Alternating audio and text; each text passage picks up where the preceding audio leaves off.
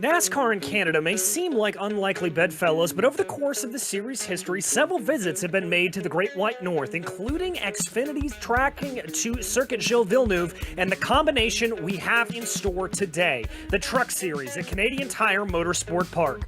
Hello everyone and welcome to the Silverado 250 live here on the Global Sim Racing channel. My name is DJ Clark and joining me in the booth tonight is Michael DeTurk.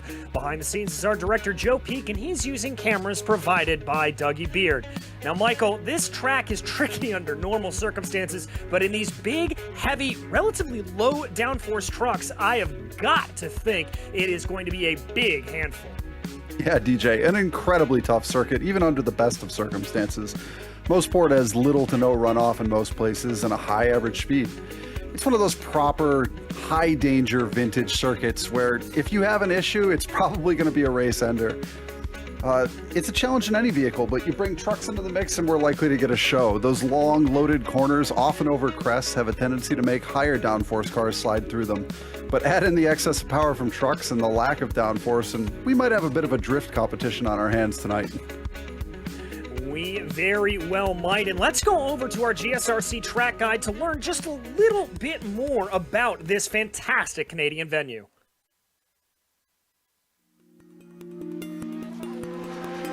Welcome to Canadian Tire Motorsports Park, or as most fans know it, Motorsport.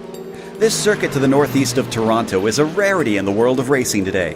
Safety standards and the desire for more overtaking opportunities has caused most tracks to alter their layouts over the years. But Motorsport is still exactly the same footprint as it was when it was built in 1961. A mere 11 turns, most of which are high-speed sweepers, are dispersed among 2.5 miles or just shy of 4 kilometers. The only alterations to the turns have been to the runoff areas, but otherwise the radii, camber, and elevation changes are all untouched. Because cars have continued to get faster through the passage of time, it's made this place a fearsome beast to tackle. Clayton Corner is particularly notorious.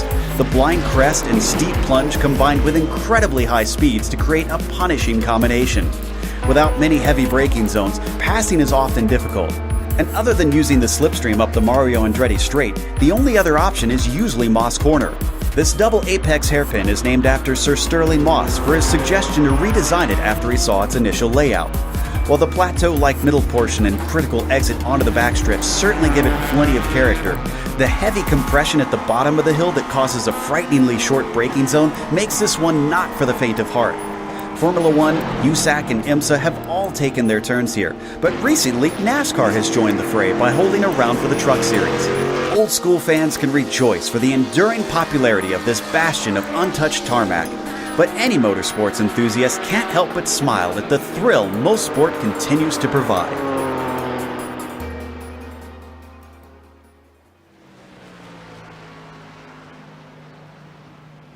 Well, that's a quick look there at just what this track is going to lay out, but let's take a look a little bit at where we've been in terms of the championship standings leading into this round here at Motorsport. Well, to the surprise of nobody, it is Christian Challoner leading the way by a whopping 192 points over his Mega Team Racing teammate, Tom Abramitis. There you can see, though, a pretty good battle starting to shape up for third place between Justin Morton and Brenton Foster. A little way back, there is Kevin Hill in fifth place in a very, very tight battle, really from fifth all the way to ninth between Kevin Hill, Nick Ottinger, Ozzie Milwane, Eric Smith, and Nathan Dowd. Andrew Waring, too, not too far out of that equation as well for Evolve Sim Sports. But let's go ahead and take a look at the Sportsman standings, Michael. DJ, in Sportsman, leading the way, we have David Gagaro Jr. with Vengeance Motorsports with 1,626 points. 69 points back, we have Nathan Medina, also with Vengeance Motorsports. In third, we have Maurice Gomillion with Forge PC Racer Sport 1, 143 points back, and his teammate Murphy Nichols is 153 points back. After that, from fifth, we have Andrew Kotska, Cody Richardson, and then we have a six-way tie, between Cody Richardson, Chris Yetito, Doug Buchanan, Robert Deloach, and then we have 10th place with Joseph F. Homan. Yes, we do indeed. And we also have those Legends standings here for the day. Kevin Hill leading the way in that one. Brian Barnes about 149 points off of him. Wayne Hutchinson, Brian McGreevy, they're bringing up them. Ray Partridge is going to be in fifth with William Fletcher, Jimbo Pfeiffer, Brian Bennett, David Henger, and Adam Plunkett rounding them out. Let's also go ahead and run you through the teams standings here. And in the, we're going to the Legends Sports standings. That's going to be Gumillion leading the way over Robert DeLuch, Brian Scrivener. They're in third, a pretty close battle. They're up for first place. Then Roger Schrank, Stephen Paulson, Ernie Ludwig, and Mark Redker. Then it's Jason McSparron there in 8th place, Robert Covey and Don Dolson rounding out your top 10 in the Legend Sports standings. Now let's go ahead and run you through those team standings here in the pro teams. It is Mega Racing Team leading the way by a very, very hefty margin of about 1,200, call it 1,300 points there over Forge Racing PC Racer Pro 1. Evolve Sim Sports in a little bit of a battle with them in for P2. Dog Bear Red leading the way in P4 with Udox Lola. Then it's going to be Kinetic Racing Americas, Dog Bear Blue, Black Magic Motorsports, Forge PC Racer Pro 2, and Sector 5 PT finishing out the standings there. We also do have the sports team standings, though, Michael, and why don't you run them through them? Mad Sim Racing in first place at 55-14, followed by Forge PC Racer Sport 1, 156 points back, and Vengeance Motorsports in third at minus 427. After that, it's a pretty close battle from 4th down through 10th, but those 6 teams are fairly out of the podium positions. Yes, indeed, they are, and that's going to lead us into today's race details. It is going to be a 64-lap affair out here in round 11 of 14, so everything's starting to come down just a little bit more here in terms of crunch time towards the end. We are racing those NASCAR Camping World trucks. They're going to have a choice of 3 cars out on track, the Silverado, the F-150, or the Tundra. Now, it should be noted that there are no differences in between those 3. It is just all cosmetic. Obviously, open setup here, and 1 spare car. And with some of the instances that we've been talking about here, running a little bit wide, coming into contact with a couple other people here, Michael, that spare car could be pretty crucial. Yeah, it's pretty easy to get loose here, especially, you get the car loaded up going through turn 1, and if you touch that exit curb on 1 with the truck really loaded up, you can easily spin it into the inside wall, even when you're not battling against someone. So that spare car could come in very handy tonight for a few people. And one more bit of business to get through before we get to the racing action out on track. Tonight's event, as it always is in the majors, is put on to benefit a charity, and this week's charity is the What Ability Foundation. The What Ability Foundation is on a mission to unlock experiences for people living with a disability or diminished capacity and their families. The foundation, originally established by former NRL player Steve Dressler, aims to fund and facilitate experiences for people living with disabilities or diminished capacities and their families across all of Australia. They partner with all types of experience providers across sport, live entertainment, adventure, hospitality, and dining to unlock community experiences across the country. Their vision is to create an inclusive community across Australia, and their goal is to provide 1 million experiences for people with a disability by 2026. If you want to visit them and contribute to this wonderful, wonderful foundation, head on over to whatabilityfoundation.org.au.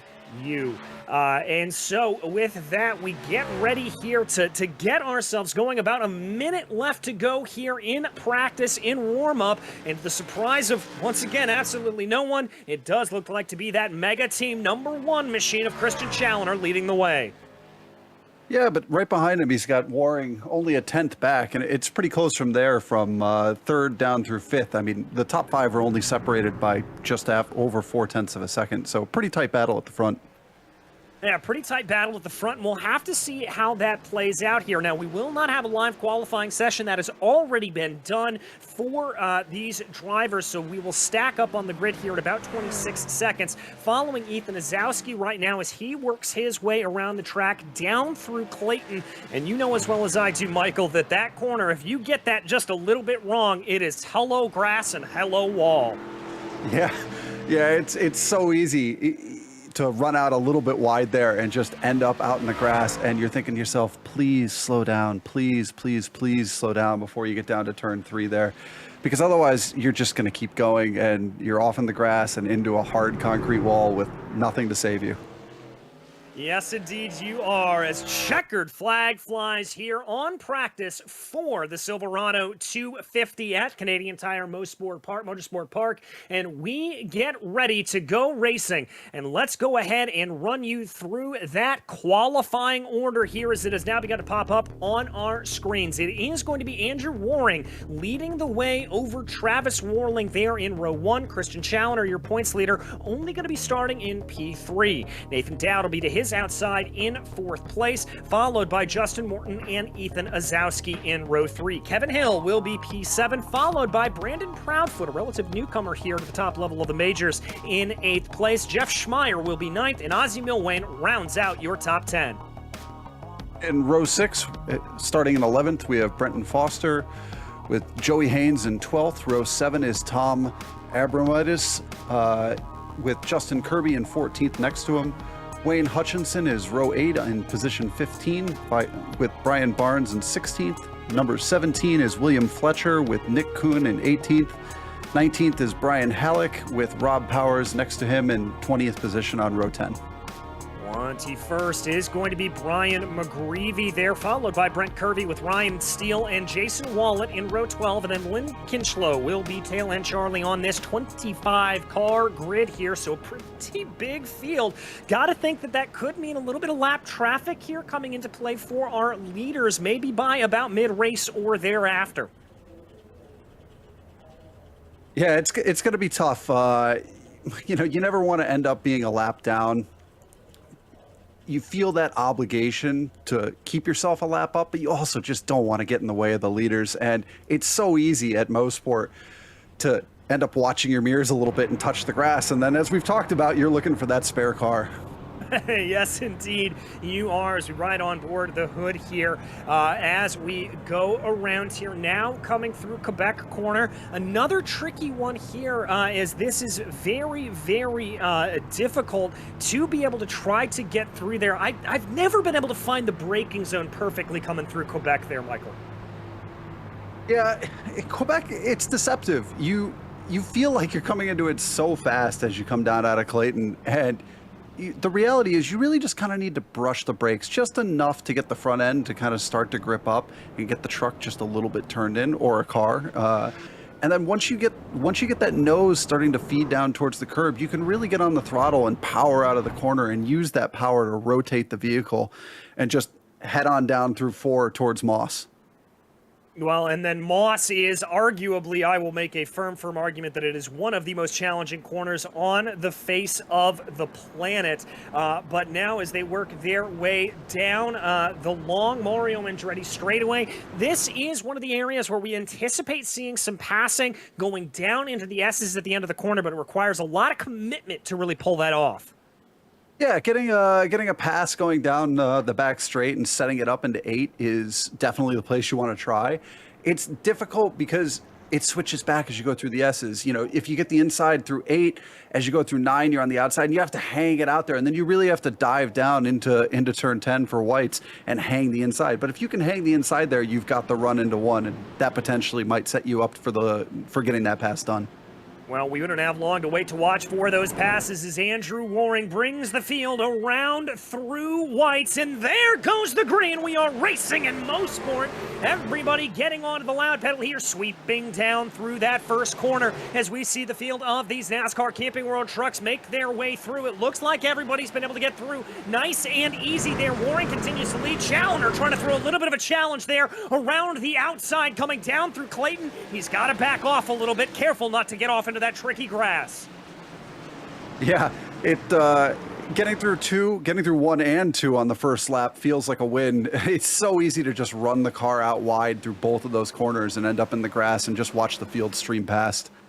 Well, and there, as you look, Challenger, just as we were chatting, able to get the move going down through Quebec a little bit later onto the binders as we take an overhead shot here of Moss Corner. You can see a couple of drivers running a little bit wide there, but not a lot of too wide. Now we get onto the Mario Andretti straightaway, setting ourselves up here for the draft to really come into play. A little bit of side-by-side, farther back in the field as this monstrous herd of trucks makes their way down towards the S's. A little bit of pokes here and there, but I'm not seeing a whole lot of passing.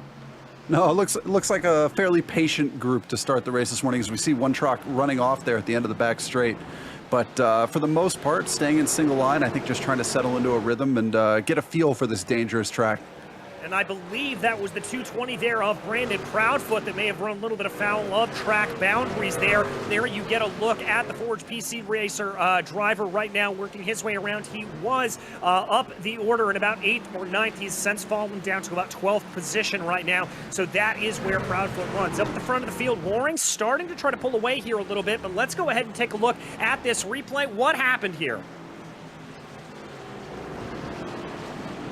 I think we need to go back. I think we're a little bit too far. Here we go. So talk us through this, Michael. Does he just get this a little bit wrong?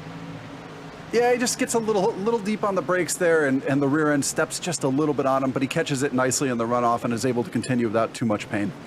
All right, so that is going to be good news there for Proudfoot. He'll have to continue on, get that error out of his head as we work on here lap 2 of 64. Taking a little further back in the field, that's the 33 right now. That's Joey Haynes having a big spin through Moss. Very, very easy to do. The braking zone up to that corner can be oh so challenging. Let's see what he did, Michael.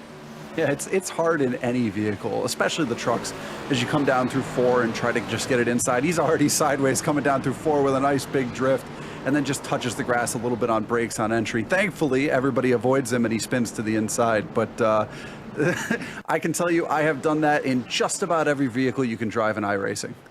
Yeah, it's very, very easy to do as Haynes is now going to find himself at the back of the pack in 24th. Looks like Rob Power there in the pits, I believe, starting a lap down, so not sure what happened with them. We focus here on a battle, though, between Azowski and Kevin Hill as they run. This is a little bit further back in the pack. This is for 6th place right now. Azowski in that red and white Forge machine up ahead, trying to take almost, it looks like a little bit of a defensive line, trying to break that draft, get himself away from Kevin Hill in the number 52.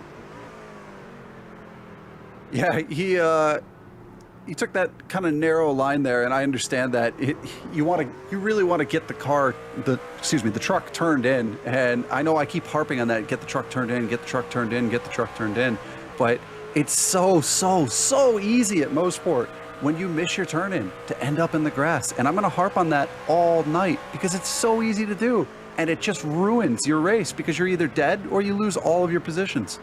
Well, and this is a track that really does rely on momentum. It's very old school in that regard. As we now ride on board the hood here of Kevin Hill, trying to work his way up ahead. You can see that car in the lead of this pack. Now, that is Nathan Dowd. Dowd looks to be a little bit like a cork in the bottle here right now. He's about 1.7 seconds behind your leading 3 of Waring, Challenger, and Warling. And I wonder if he's preventing guys like Azowski and Morton here to really be able to push their way ahead and get a move on. Very possible, DJ. He was about 0.3 slower on his fastest lap, and his average so far is about 0.4 slower. So he's definitely holding some guys up. Now, whether that's him trying to save a little bit of tire or not is a different question. I'm not exactly sure how much strategy is going to play tonight, but he's definitely dropping back off the field a little bit, and he's going to find himself in danger of being drafted past here soon. Yeah, he could be, and that brings up a very, very good point about tire saving and about fuel saving around this circuit. Going to be absolutely crucial to get both of those taken care of. We anticipate this being a one-stop race, and with that comes a lot of fuel saving and a lot of tire saving. You don't want to wear out this Goodyear rubber before you get to that pit window. Certainly always my problem. I love to ride the front tires in anything that I drive. And the laps that I've done in the truck around Motorsport, while a blast, were certainly not light on tire usage, front or rear. And I can tell you the same thing, no matter what you've got, you're always going to have a little bit of it. We've got a battle shaping up here. Kevin Hill under some pressure from Ozzie Milwayne going down through Clayton here on lap 5. Milwayne probably not going to be able to get that done, but carries some good momentum there off of the corner. It doesn't look like Kevin Hill's necessarily drifting too defensive to cover off the line into Quebec, but he is going to be able to shut the door just enough. Oh, little bit of a look there for Milwayne as they work their way down the hill. Now cresting over this left-hander. Milwayne's going to have to back out if it can't get side by side. The other thing to consider here is these two are evolved teammates together, probably in a little bit of chat with each other. And if Milwayne thinks he's got more speed, I've got to think that team orders may come into play and Hill may be forced to kind of move on over. Yeah, you saw him take that look into 4. And even with your teammate, you know, that can get you a little checkup in the mirror and make you wonder, is he actually going to do this? Looks like we've had a little bit of a problem here for the 114 of Jason Wallet. Very slow coming up through Moss. Let's go back to check out a replay. This is through the right-hander of Quebec. It looks there like he just got a little bit offline. And, oh, catches the grass, and that spins the 114 right around. Yeah, it's part of the problem coming through turn 4. If you don't get that nose down, and I mean, it feels in the truck like you're turning down before the bridge to try to get it turned in there. You know, it's not a Formula car or an LMP2 where you just keep the throttle pinned and go through 4 like it's not even a corner. But if you don't get the nose down into 4, the truck just easily washes out there, and you can touch the grass, and we see what happens. We do indeed, and both of these drivers here, Hill and Milwayne, getting a little bit flirty with the grass themselves on the exit of Quebec as they now work their way down the hill once more into Moss, catching that car a little bit off the exit of that left-hander. It really seems like in these trucks, you've got to grab the car by the scruff of its neck and force it over to the left to get ready for braking. Good battle here developing, though. This is Jeff Schmeier and Brenton Foster working their way ahead. Yeah, Brenton's got a nice draft here. He's really tucked up right behind. See if he tries to make the move to the inside. He's going to think about it, thought about going to the outside there, not going to get anything done. The Mega Racing driver going to stay in line here for now. Now, they've got to watch out a little bit. That is Foster's teammate there, Tom Abramitis, closing in behind in that white number 20. And Brandon Proudfoot, remember, he had that off a little bit earlier in the 220. He has kept up with the back of this field, so he is certainly closing in as well. This turning into a nice little 4-car battle. Yeah, it's tough when you get tucked up right behind somebody, especially in a big vehicle like the truck, to spot that apex. As you see that really inside line there trying to pick it up, and he's going to make a run down towards Quebec corner and try to get this pass done.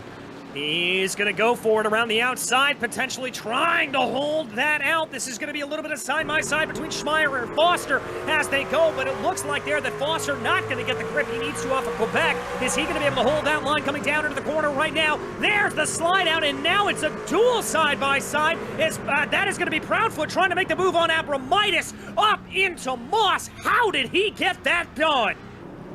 Really, really nicely done. Just a little patient on entry, waited for everybody to get their truck set, and then just sent it down the inside and said, "Thank you very much." Said thank you very much indeed, but now the question's going to be is if Tom Abramitis is going to have a response here for the number 220 as they work their way down the Mario Andretti straightaway, trying to see if he's going to be able to get anything. I don't think Abramitis is going to have it closed up quite enough into the S's, and that's going to be a position picked off there for Brandon Proudfoot. A good run there for him. Oh, as Abramitis spins in the background! It was almost such a mega drift. It was really, really close to being caught. Really nice try there.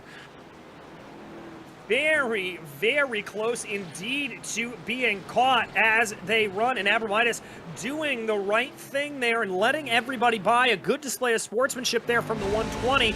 Let's go back and take a look at this replay. Michael, walk me through this. Yeah, Abramitis is just sitting in the draft here, trying to get a look as they come down into the S's, and gets the first corner fine, and oh, he just gets a little rear lockup on entry there into the left-hander, and it just comes right around. And, you know, unfortunately for him, he did the right thing, but he takes a lot of pain sitting in the grass there with a lot of trucks going by. Yeah, and he's going to find himself all the way down into 22nd now, so he's going to have to try to move his way back through the field as much as possible. You can see there on your screen, this is a little bit of a surprise. Tom normally tends to be pretty strong in these NASCAR vehicles, but clearly having a little bit of a problem here today. We check back in on the battle for P4. Remember, this is the one that we were following a little bit earlier, speculating if Nathan Dowd was maybe doing a little bit of saving here and being a little bit of a cork in the bottle. Well, it looks like J-Mo has been able to catch up right to the back of him, and Morton is on the attack. Yeah, once that cork opens up, sometimes it just starts flowing, and then you get a couple of cars that stream past, and he's going to have to be careful that he doesn't get, a little flustered and end up with the rest of that field just trying to get by. Yeah, he certainly will. Looks like Dowd is running some pretty good lines here, though. A little bit wider of an exit off of Quebec than Justin Morton, but that could just be a little bit of more momentum there held up as they dive their way through the unnamed left-hander working down the hill right now. Morton looks like he may have had the braking potential to try to send that move into Moss, but he doesn't have the tenacity necessarily that Brandon Proudfoot does. Now trying to square off that corner as much as possible to get the run, and that is a thing that is very, very hard to do, to try to get that run off of Moss, because the exit of that corner, Michael, is so difficult. Morton closed up nicely on the brakes there into Moss, really kept it nice and tidy. I can tell you so many times, though, where I've gone into Moss, I'm behind somebody, I feel like I have a good opportunity to attack them on exit, and then I just get a little antsy on the throttle on the way out and thunderfooted a bit, and suddenly that advantage that I thought I have has completely disappeared. Well, and that is not what you want to have happen. You definitely want to be a little bit lighter on the throttle. Thunderfoot, though, I like that. I may steal that from you a little bit if you don't Please mind. do. We continue to watch this battle for P4, working on lap 10 here. Another little battle starting to form up behind there. That's that one between Ozowski and Hill that we had seen. Is now it looks like a little bit that Morton is starting to back off. We focus here on Ozowski. Hill trying to close in behind. Hill and Milwain working their way ahead. There's a lot of ebb and flow in this race right now. It doesn't feel like we're necessarily telling a conclusive story here on these drivers' pace in this P4 battle. It seems like on each and every lap, it's kind of favoring one or the other. Yeah, it's definitely rubber banding a little bit. I think some of that has to do with what we talked about earlier, where it's a little difficult to see some of the apexes between the hilly nature of Motorsport and being tucked up behind a big truck in front of you and trying to keep tight, that it's really easy to miss an apex just barely, and suddenly you drop 2 or 3 tenths and you think, I need to collect myself and get back in the draft and drive clean and catch back up to the guys in front of me. Otherwise, they're going to walk away. Yeah, and let's not forget that a lot of these drivers have those crew chiefs, those engineers, those spotters in their ear talking to them, telling them a little bit about strategy, and they'll know how they are on fuel and what their tires are like if they're moving it a little bit too much, and there's going to be that conversation back and forth, and so we could be seeing a little bit of slowdown from those drivers as a result of that conversation with the folks on the box here for them. Right now, as drivers work their way through Quebec yet again, it does look like Dowd is starting to pull out a little bit of a lead, and granted, that's only about 0.7 of a second, but Ozowski closing in on Morton here a little bit, but we're not seeing any of that aggression quite yet as we work on lap 11. Yeah, we've got, teams stacked up here coming through Moss, headed down the straight, and it's kind of a game of patience at this point.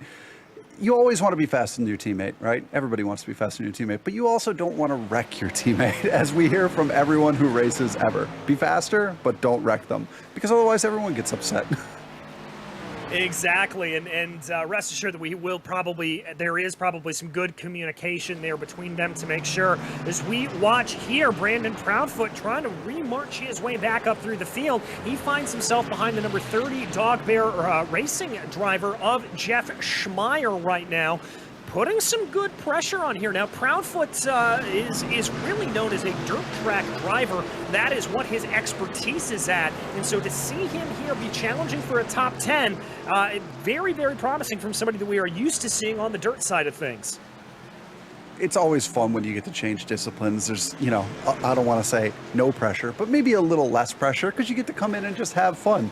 So I'm sure for him to come over here and race trucks and race them on a road course, you know, which is a fairly different discipline, as we see a little bit of a lockup there through Quebec, I'm sure he's having a blast.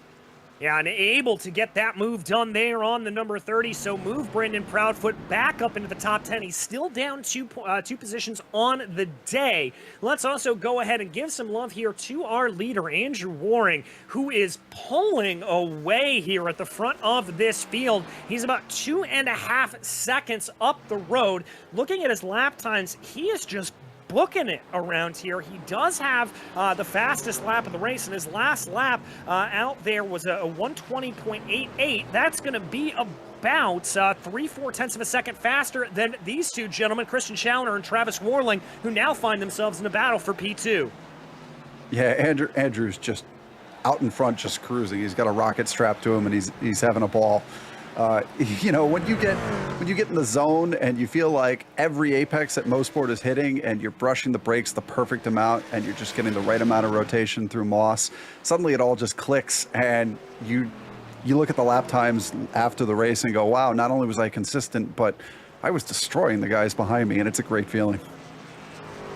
Well, and we've heard that so many times. Indeed, I believe we heard it today. Ooh, wait a minute. That's a little bit of rear end damage there to Tom Abramitis. What happened here to the number 20 machine? Now, this is a little bit of side-by-side up in front of him. I believe that's Joey Haynes, and I'm not sure who the other driver is there, but there's some side-by-side. That's the 44. That'd be Lynn Kinchlow. Oh, contact there, and all three of them getting turned around. Oh, that's a big one in a rough spot. If you get away from that without any suspension damage, you're pretty lucky.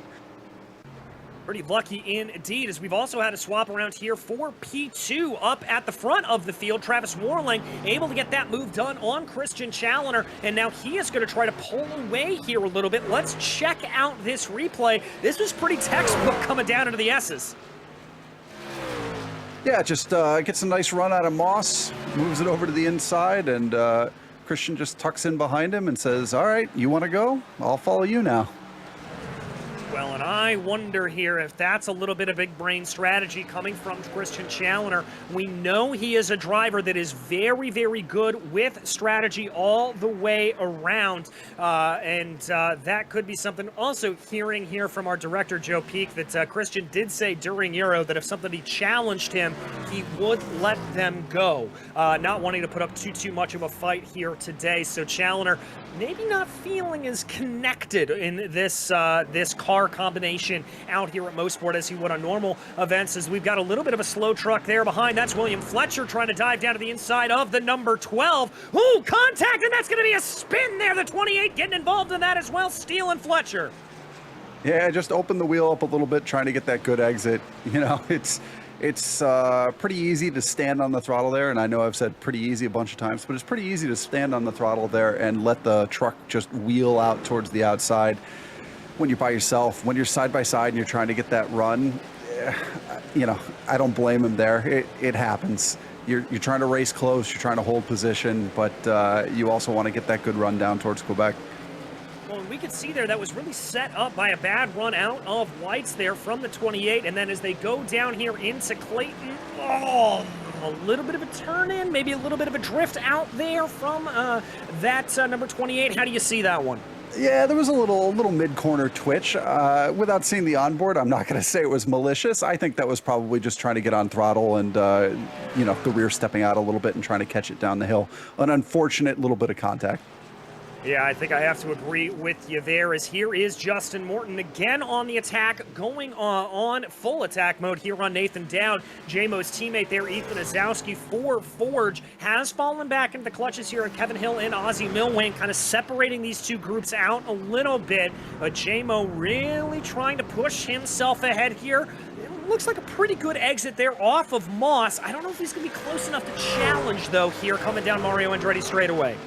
No, I think this is a series of taking a few laps, getting tight, getting it set up, and just sticking in the draft there and then springing your trap when you feel like you finally got that advantage.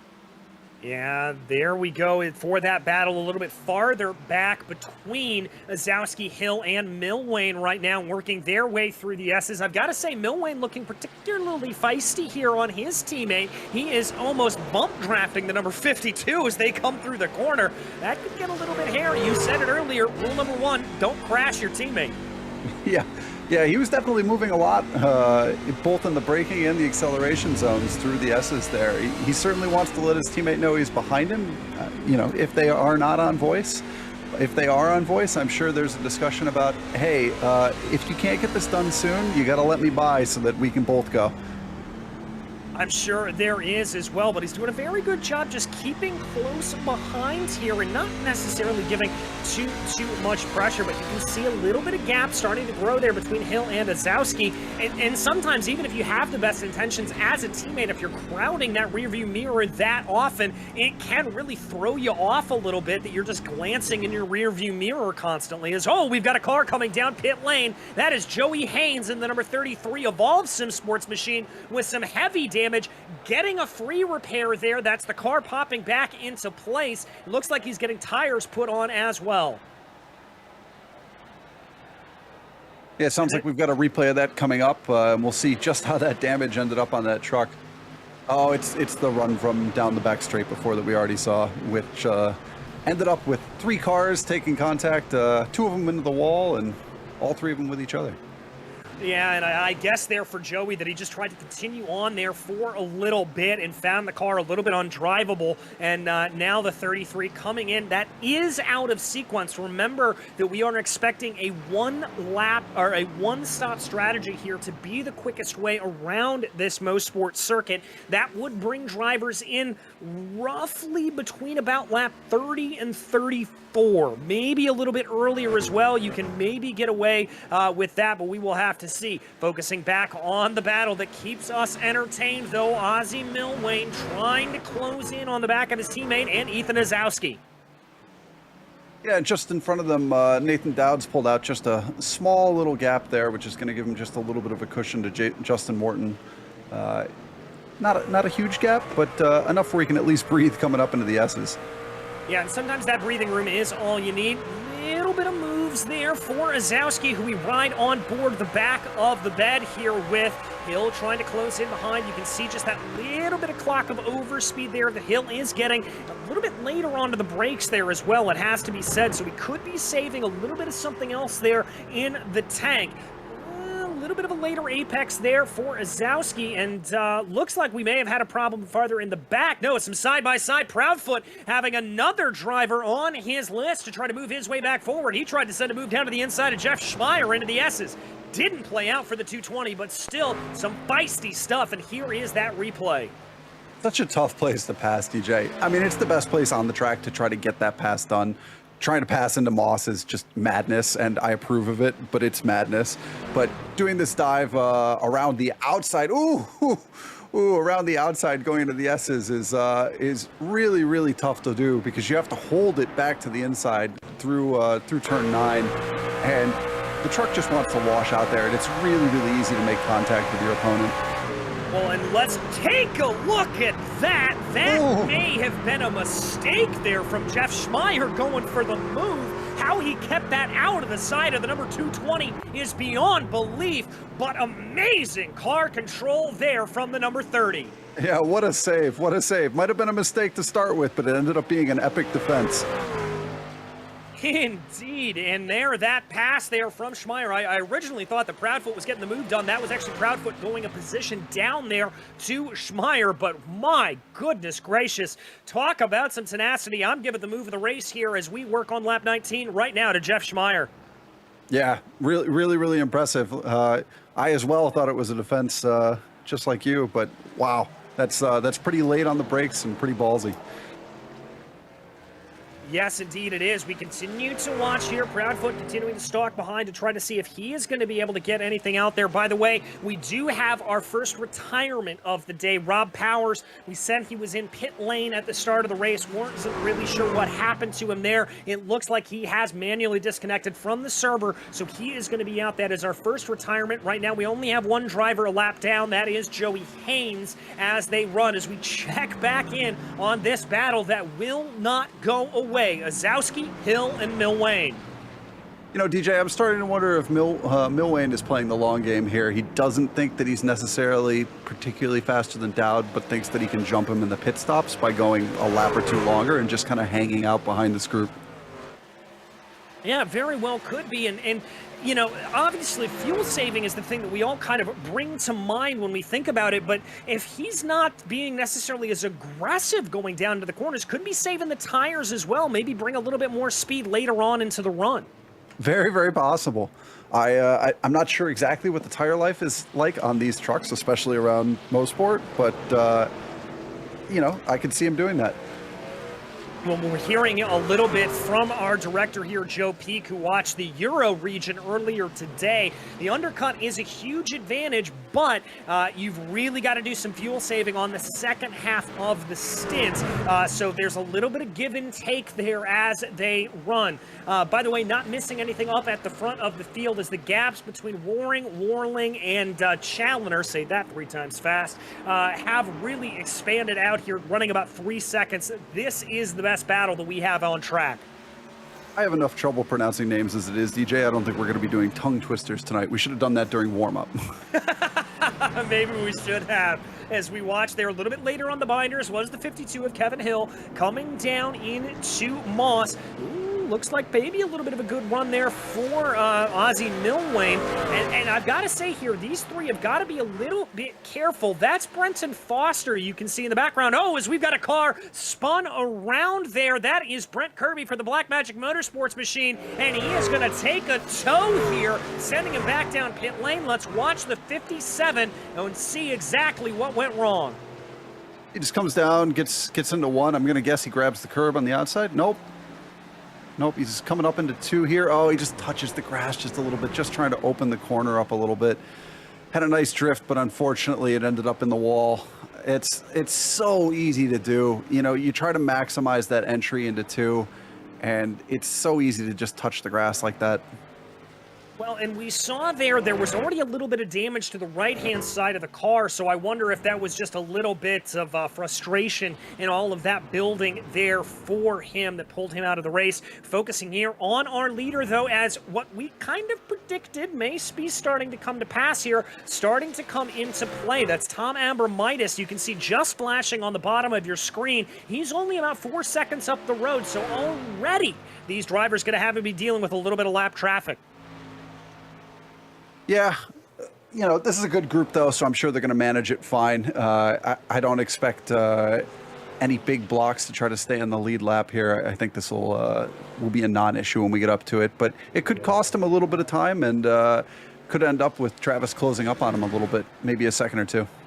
Yeah, and as you see there, that gap has been relatively regular. Waring able to grow over Warling just a little bit over every lap, although about a half a tenth taken out by Travis Warling on that last run. So it looks like these two are pretty much matched on pace, and there's not a whole lot here that Warling's necessarily going to be able to do. He's just got to hope for a little bit of bad luck for the number 3, but we still have plenty of time in this race to find that out, as we just crossed over the quarter mark in the race, and we continue to run here. The gap right now between Waring and Warling is about 3.6 seconds as they run. Yeah, DJ, and they're extremely matched on pace. If we look at the average of their last 5 laps, they're separated by 0.02 of a second, 19 thousandths of a second, actually. You know, they're doing 21.213s, 21.232s, like right in there consistently. And you're going to need a little help from lap traffic to try to close that gap down when you're both running so fast and so consistent. Speaking of running fast and consistent, we take a look at the consistent battle here. Back for P4 and back for P6. Nothing's really separated out here too much, although I will say Justin Morton is able to close down that gap a little bit courtesy of the draft. He's going to take a big old look to the outside. A little bit of a half-hearted defense there from Nathan Dowd, just running into the middle of the track, not wanting to compromise his turn in too much. But that tells me a little bit that Justin Morton is tired of waiting around and he wants to get a move on. Yeah, if it were me, I would be sick of sitting behind my teammate, faster or not. I'd want to give it a go and see if I could get a mistake out of the guy in front. Oh, and that could be a little bit of what that poke out was trying to do, just force that little bit of a mistake, force that little bit of an error. Looks like he loses a little bit of time there coming through the first corner. He's going to drop about 2-3 tenths of a second. Could fall back into the clutches here, a little bit of his teammate, but let's keep our eyes fixed here as this continues to go along. By the way, Brenton Foster, we mentioned that a little bit earlier about him joining into this mix. He still resolutely stays about 2.6, 2.7 seconds behind, so not necessarily closing in. Morton, though, has been able to close that gap back down again. It's under 0.3 of a second as they get into the braking zone for Moss. Let's see what the number 9 is able to do here coming through the hairpin. Looks like he gets a pretty good run out. He's tucked up behind Nathan Dowd, really close. You know, if it were me, I'm not saying send it, but I feel like you got to try to make a move here at this point. It's probably the best run he's had in the past 4 or 5 laps. He's really close. Yes, he is, as they continue to work their way down. He's going to stay behind, though. We're hearing that Lynn Kinchlow is in and out of pit lane. Now, that is very early for the driver of the number 44. That looks like a scheduled pit stop to me. Could he be experimenting, maybe trying on a 2-stop strategy? Very possible. It's also possible that there was a spin or some excessive tire usage. I know frequently when I don't feel like the truck is driving the way I want it to, or even when I've been driving IR18, that, you know, sometimes I get a little frustrated. I'm running towards the back. I say, you know what, let's go to a different strategy. Let's get some new tires on and at least make me feel better about my laps, even if I don't necessarily go faster. Well, sometimes that little bit of just sort of mental encouragement is all you need as we do watch the 44 working their way around. We'll keep our eyes focused on that. Looks like there is damage to the right side of that number 44 truck, but didn't get it repaired, interestingly, in the pit stop cycle. So did not take that free repair. That to me would say that that truck is functioning relatively well and that was more of a strategy call rather than a repair call. Yeah, as we see Morton with another close run on Dowd, but just kind of hanging behind going into the S's. This really has to be strategy at this point. You know, he certainly has the pace to get past. I think he's made a decision that he's not going to catch Christian and sitting behind Nathan and just fuel saving. Oh, he gets the little bit of a run coming out of White's corner, and we're going to see him go side by side down into 1. Yes, he does. He's going to chuck that car down into the corner. He looks like he has got that position. Let's see if the 147 can respond. But it's also going to be Ethan Azowski here, his teammate, Justin Morton's teammate, that's going to try around the outside there of Clayton. That can get a little bit sketchy, but the 033 holds it out, keeps it off of the grass. That's going to allow for Morton to scamper off into the distance. Later on the binders is the 033, and that's Dowd down 2 positions in the course of 2 corners. Yeah, the cork is popped. Watch out. Kevin Hill's going to come up next and say, you know what? Those 2 went through. I'm going too. It looks like we have another taker here on the 2-stop strategy. William Fletcher coming on down into pit lane right now. Oh, big wiggle there, though, for Dowd as he came through Moss Corner. That is not going to help his straight line speed, and I think Kevin Hill is licking his lips at this opportunity. Yeah, absolutely. You know, it's one of those things where you get 1 done, 2 done, gets into your head, and suddenly you've got 4 or 5 cars streaming past you, and you've gone, what did I do to my race in a series of 3 corners? Well, and look at the gap here. We were speculating that J-Mo was getting held up a little bit. He has already brought that gap up to about 1.2 seconds over Nathan Dowd. So the number 9 here definitely on a charge, pushing ahead. He has got some speed, and he is unleashed. Yeah, once you finally get that run and get past that car that's been holding you up and feel like you get that clean air over the front of your vehicle, oh man, you just pick it up and go, pick your apex, throttle out, and see you later. Well, and we haven't really talked about that all that much outside of mentioning the fact that these cars don't necessarily have a lot of downforce on them, but getting that clean air to the splitter, Michael, is very, very crucial in terms of getting that turn in, correct? Yeah, I mean, it's not an IR18 or a Lotus 79 where you go, oh my God, I'm behind somebody. Why does this feel like the worst car ever to drive now? But, you know, it does help turn in a little bit. And not only that, being able to see your apexes, like we talked about earlier, makes a huge difference as well. It gives you that confidence to look down the track, look into the turn, and you're not distracted by, oh, what's this guy's line in front of me? Why is he running different? Did he touch the grass? You know, oh, he's got a little brake lock up. And you go, great, I've got the confidence now. I'm past him. Let's go. All right, well, one driver who's going to be hoping to get some of that confidence is the 52 there of Kevin Hill. We saw him take a little bit of a look to the inside of Nathan Dowd, and now that time has come for Brenton Foster to really catch up. He's been able to close down a second here in the last couple of laps. Foster at the back of your screen bringing on to this picture. Kevin Hill losing a little bit of time there coming out of whites. He and his teammate there of Ozzie Milwane just falling back a little bit from Nathan Dowd. I've got to give some credit, though, to Nathan. I thought for sure he was going to really fall back, but he has kept relatively close to the back of Ethan Ozowski here, and Morton has been able to stretch ahead a little bit, but that gap shrunk on the last lap. Yeah, Nathan got passed by the two of them and dropped back just a hair, and then suddenly said, you know what, I'm not going to let him scamper away. Got back on his horse and absolutely is stuck in this battle and now could end up fighting back at them. Very well could, but I think he's going to have to worry about those Evolve drivers from behind as well. Doesn't get the good run there out of Moss, as it does look like Hill is just going to tuck his number 52 right up behind the 147 here as they work their way down the Mario Andretti straightaway. The gap, it's holding at about 0.2 of a second, not nearly as much as I thought it would come down. A little bit of a look to the inside there, maybe trying to force that little bit of an error like you talked about a little bit earlier, as here they come down through the S's into White's corner.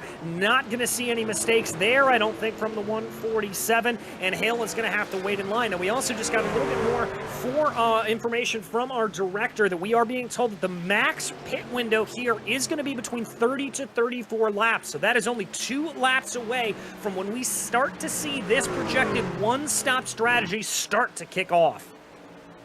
Yeah, DJ, you've got a really, really tight pit lane entry at Motorsport.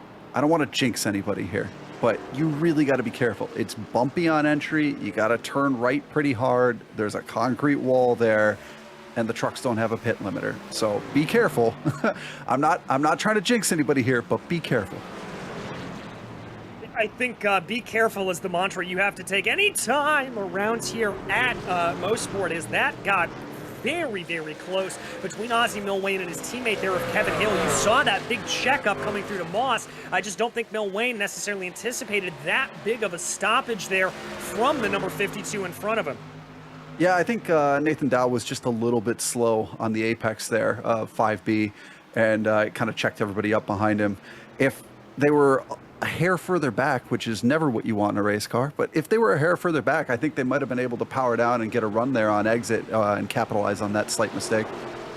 Yeah, and it looks like they're trying to capitalize a little bit more. Is the 14 of Milwane trying to get a good run there off of White's corner, but doesn't quite look like he's got to get it done. They're going to stay in line here, coming down through White's for the moment. Now we are seeing those Forge PC Racer Pro drivers start to scamper a little bit, as that's a wide line there for the 52.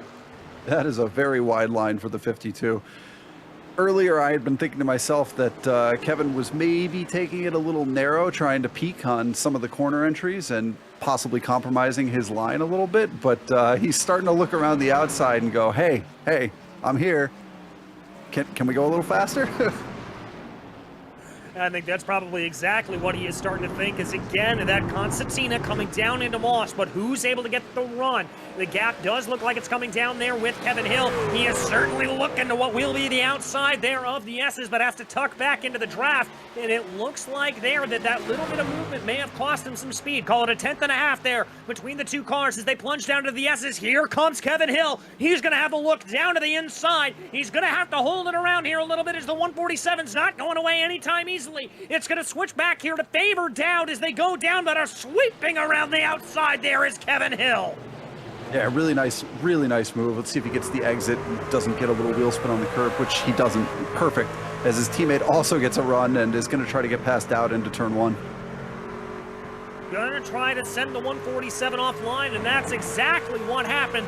And that is, again, 2 positions down in 2 corners there for Nathan Dowd as he falls his way back down through the order. He's now got to worry about Brenton Foster coming up behind him in that number 23. Remember, he was involved in a little bit of a spin earlier on there, and now he is fighting his way back through the field. Yeah, Foster saw what the other 2 did and said, okay, you're on your back foot. Let's go. You know, it's always easier to attack when you try to do it immediately and get a surprise in. It pays to be patient as we see a little spin down the back straight. I wonder if that is equipment failure there from the number 4 of Brian Barnes. Let's take another look at this. That just looked like an unprompted spin in the middle of the straight. Let's watch the steering wheel here. Let's see if it just suddenly jerks to one side. That is bizarre. That's a strange one. I have not seen anything like that. Oh my goodness, we're also hearing a little bit over the radio Justin Kirby coming over and saying that he is broken, that he's got a little bit of damage on that number 58, so letting some drivers on by as currently right now it looks like Kirby is going to be having Brian Halleck coming up behind him. I think he said he is going to be pitting in this lap and indeed pulls off to the left side of the track, letting everybody back by him. We are in the middle of the pit stop window, though, here on lap 31, almost halfway through this race from Canadian Tire Motorsport Park. So there you see the 21 of Brian Halleck being able to get on by the limping 58. And I think, from what we have been told and what we heard over the radio, the 58 will be coming down pit lane. Oh, and we are getting some more word here that Brenton Foster was able to get that move done down into Quebec. Yeah, DJ he had a nice run through 2 and got alongside and made it stick under the brakes and just powered out of the corner and said, that's mine, let's go. I want to catch the rest of them. Yeah, and there you see that run as Dowd moves back to the traditional racing line and just chucking it on through. There is the 23 holding about, feeding out just a little bit wide, almost a little bit of a slide job there, let's call it. Somebody called Brandon Proudfoot the Dirtmeister here, as I think that's a move he would have been proud of. You know, I bet Motorsport with dirt on its surface and the trucks would be really fun. Oh, don't tempt iRacing. Don't tempt them. That sounds like a good kind of tempt. I have to agree with you there, but as we've got a couple other drivers calling out that they're in pit lane, including Christian Challoner, the number 1 coming in right now. Also looks like Jeff Schmeier is going to be bringing it in. I'm hearing calls over the radio that Brian McGreevy will be bringing it in as well. So pit cycle kicking off here at the halfway point in this race. Yeah, it'll be really interesting to see just how fast Christian goes here, see if he can jump back in front of Travis Warling for second.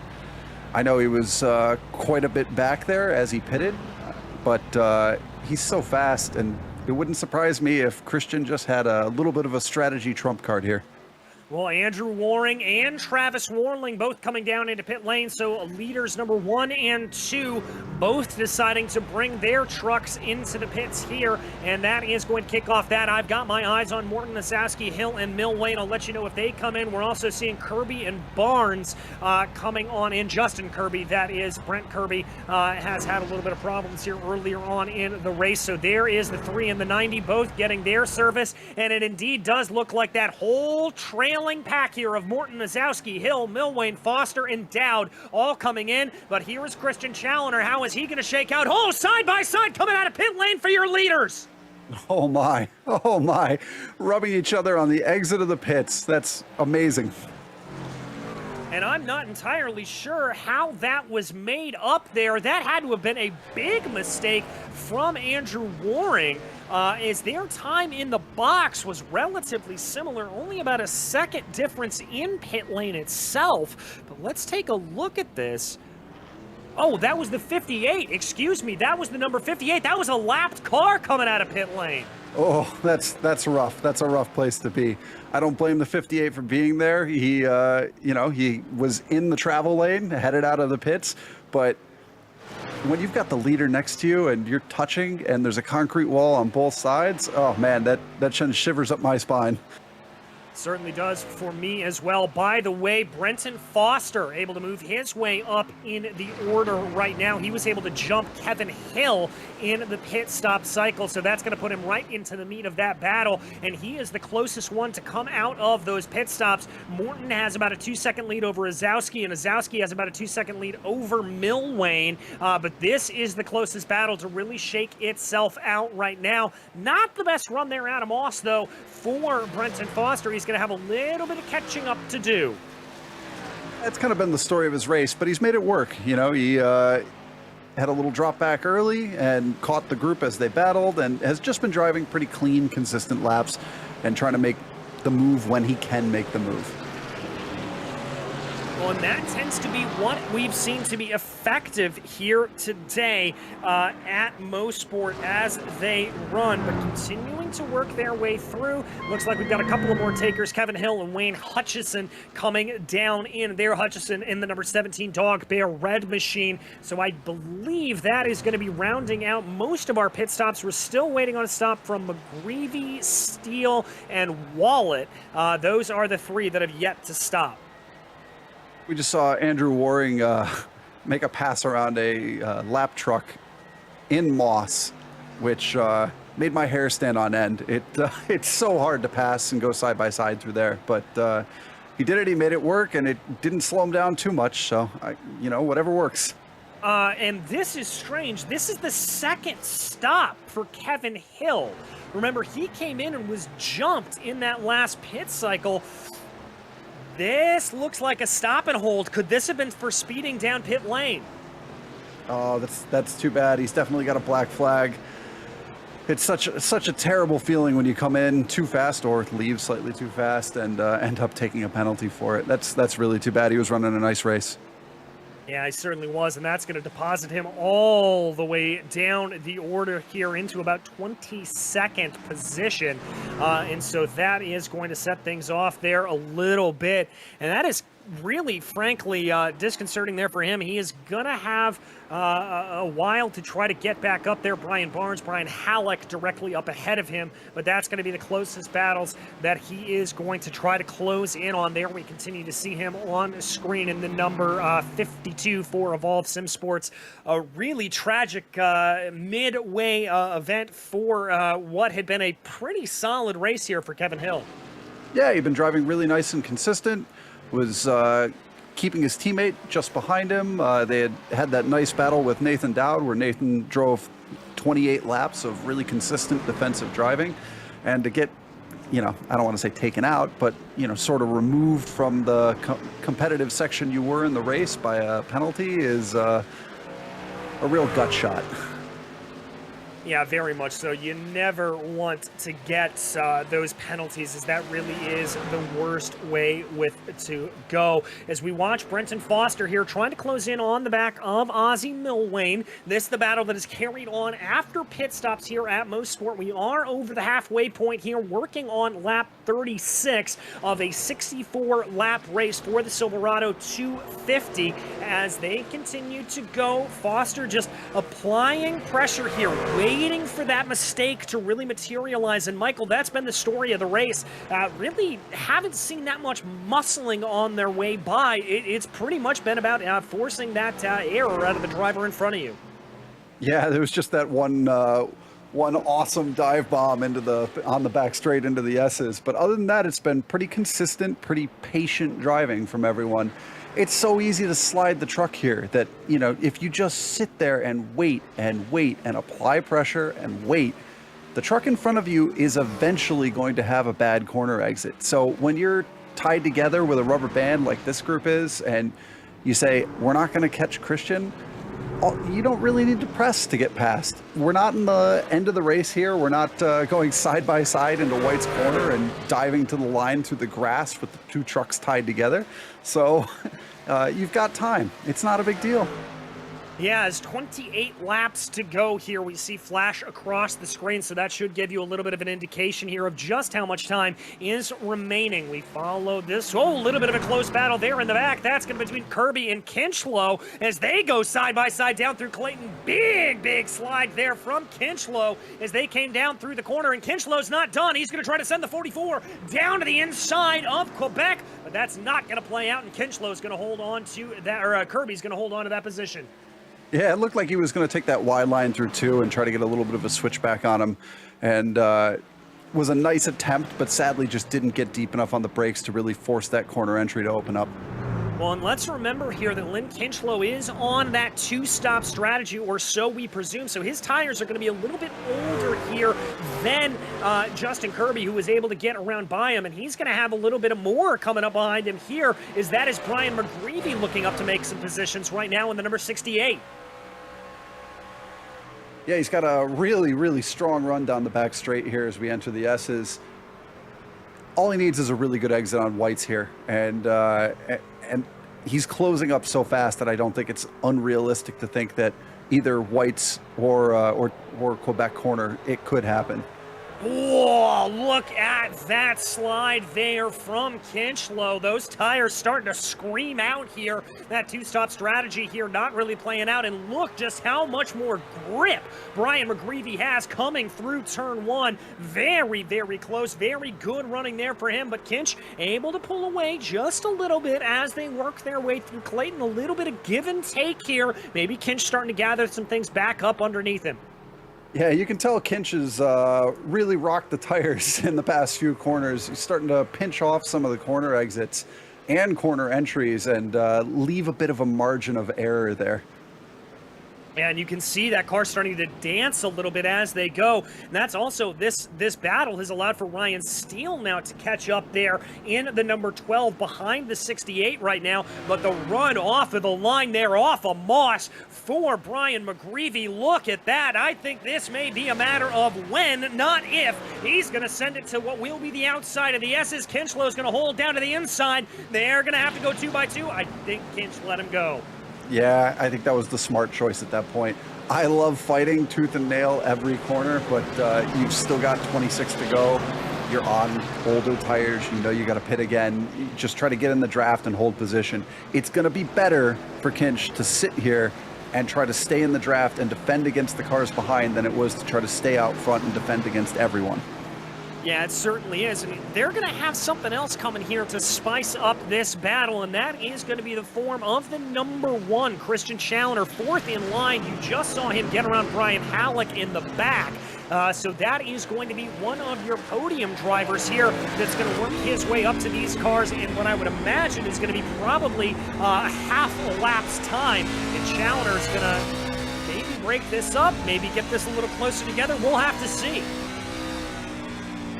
Yeah, you know, you get the leader coming through, one of the leaders coming through, a podium car, I should say, and you want to let him by, but at the same time, you know, you don't want it to cost you time where somebody behind you can easily take advantage and say, oh, he lifted a little bit to let the leaders through. I guess I'm just going to send it on him now. Well, and we're seeing that right there, that it doesn't look like there's too much fight there in McGreevy. I think he's trying to feather the throttle as much as possible, but as Christian now comes down into the corner, that's going to separate a big gap between McGreevy there, between Kinchlow and Hill, rather, as they go. That is Kevin Hill, remember, on that 2-stop, courtesy of the penalty, so he is now going to have to serve that. Everybody changing around here on me before I can even look at the screen. Challoner now going to be able to send the move down to the inside there of Kinch, and that's going to send Kinch offline. Here comes the 52 trying to make some hay. Yeah, Kevin's going to definitely try to take advantage here and get the run coming down through 2 into Quebec and hopefully for him get the inside. But looks like Kinch has a pretty good run coming out of the corner and isn't going to allow that to happen. Oh, and they go around. And that is contact there between Ryan Steele and Kevin Hill, and that is going to send him right around there. Some more damage, looks like, to the 21 as well of, that is the 21 of Brian Halleck. A very, very unfortunate thing there for him. He just had nowhere to go. Let's ride on board the hood here of Brian Halleck.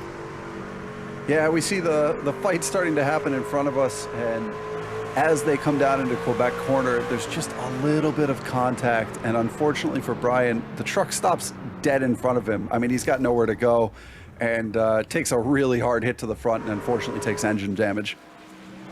You hate to see a race ending like that, and there you can see the smoke pouring out of the back there of the number 21 as he just tries to stay out of the way of a crucial battle here with his teammates right now. That is Zazowski under a lot of pressure there from Milwayne and Brenton Foster. The good news here, though, for Brian Halleck is he does have a spare car to pick up and be able to get back out on the track. Although, let's check out another replay here. This is J-Mo. What happened here to Morton? Oh, it's some internet blinking there. It looks like that caused an incident report there for us. But J-Mo just having some internet problems there as he leads the way. Challoner trying to work his way up through the field right now. But here is Zazowski holding off Ozzie Milwayne there in the 14. This is just a repeat of what we saw in the first half of this race. Oh, it throws a really nice dive down into the inside of 3. Oh, he's going to rub him out on the outside and just power down and head to 4. An aggressive pass, but a nice pass. Aggressive but nice. That is the way to get things done here in these NASCAR Camping World Trucks cars. Let's go back and take another look at that pass. Walk us through this setup here.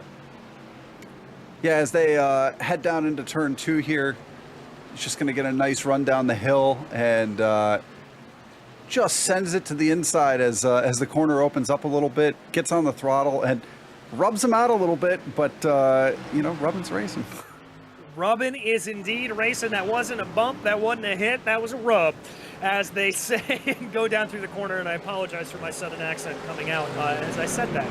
But we continue to watch here as they go, trying to see now if the number 14 is going to be able to lead their way back up and forward. The next car in his sight's going to be Justin Morton, but he's got about 1.3 seconds to try to make that up. Somewhere in Virginia, there's someone who is very upset with you right now, DJ.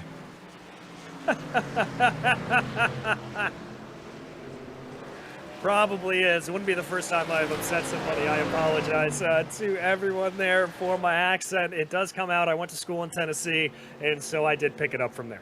Well, that's why you're covering truck races. Exactly. That's the way it goes. I've got to say, though, here, now that we watch Milwayne trying to close down there a little bit more, the gap holding at about 1.1, 1.2 seconds. The other battle that's starting to come here behind this is now between Zazowski, who has just gotten past, and Brenton Foster. And it really starts to seem like if you lose one position around this Motorsport circuit, Michael, you're just going to lose more and more and more, as it is such a rhythm and momentum track. Is, by the way, Justin Kirby coming down pit lane for his second stop. Yeah, it's so easy to get, just as you said, a little bit out of rhythm here. The circuit has such flow to it that when you overheat the tires a little bit, trying to battle just a little bit too hard, whether it be getting on the throttle or locking the brakes up a little bit, that you've compromised 2, 3, 4 corners after that. And suddenly when you've got a close group like this, where they've been running, 4 trucks nose to tail for 70% of the race so far, you get a little hot and 3 trucks go past you. And then you say, all right, I've got to tuck back in here. I got to be patient, because they're going to do the same thing, or I hope they will.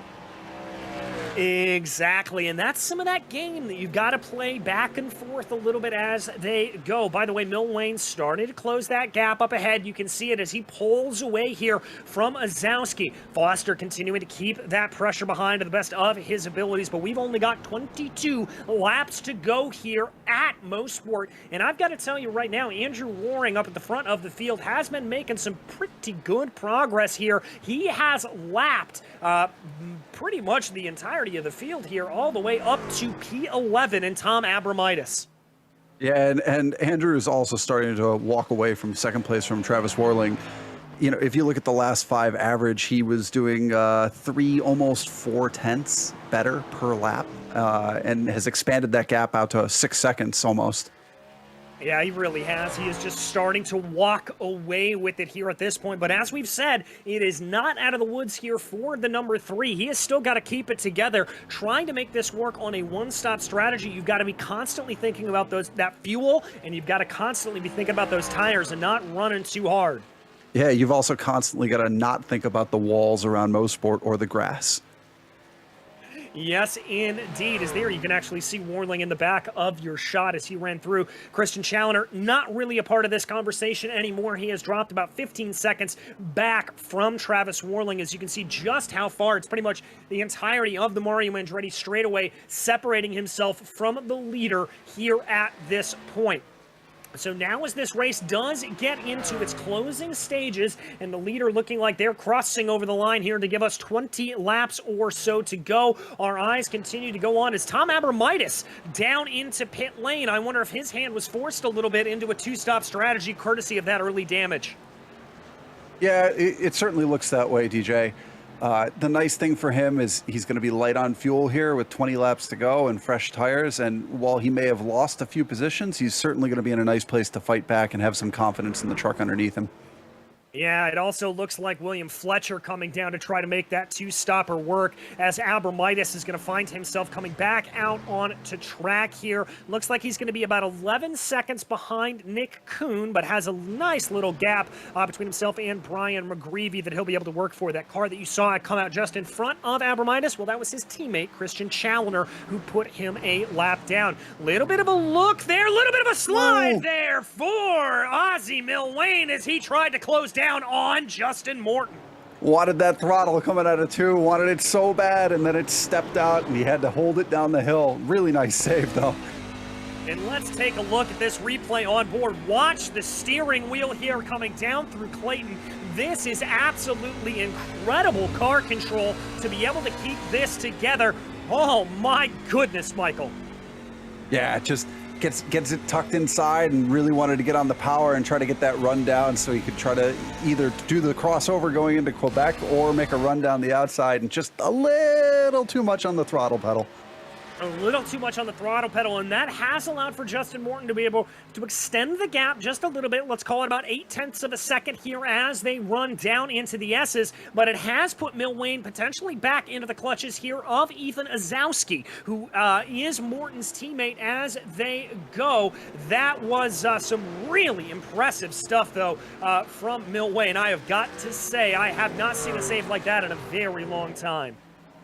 The trucks are so fun to slide. They really feel good, but it's also so terrifying when you're, 19 laps to go and you're in this tight battle with 4 other cars. Yeah, it's not what you want to see in there as they go through the corner. You see Milwayne trying to keep that a little bit closer and more connected up underneath him, diving now down into Quebec. Everybody pretty much equidistant here as they run. Not too much to worry about as they go. I think we're just waiting and holding a little bit here in this pattern. Let's bring it a little bit further back in the field here, though, to 15th place. Brian McGreevy trying to hold off a little bit of a battle here from Brian Barnes. This gap's been coming down as Joey Haynes also comes down into the pits, though.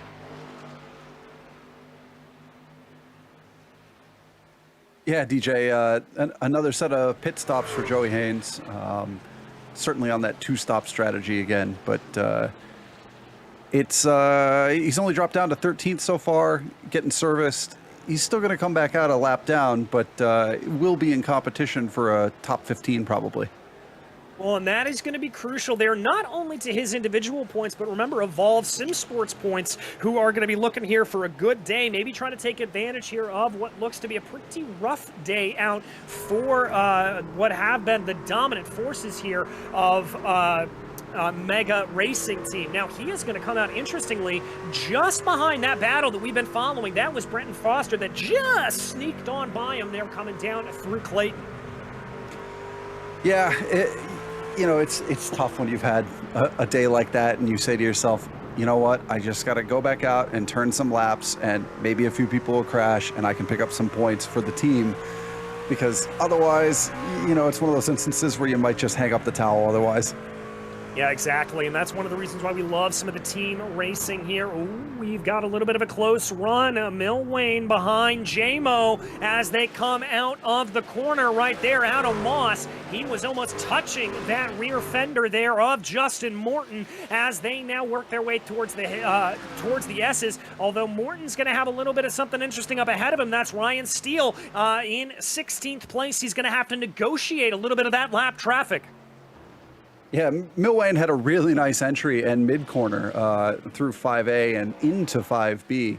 Unfortunately for him, Morton was just a little bit slow in the mid-corner and exit of 5B, and so his run got stopped because he had to check up just a little bit. Yeah, as we watch here, the Dog Bear Red number 30 machine going down into, this is Jeff Schmeier, down into Moss.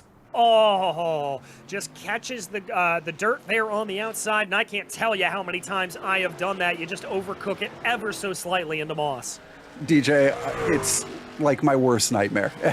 Every single time I race at Motorsport, I think to myself, please don't die at Moss. And amazingly there, when he went off in the dirt, it didn't come all the way around. Most of the time when I touch the rear tires there into the dirt, it's an instant 180 spin, and I might as well just kiss it goodbye.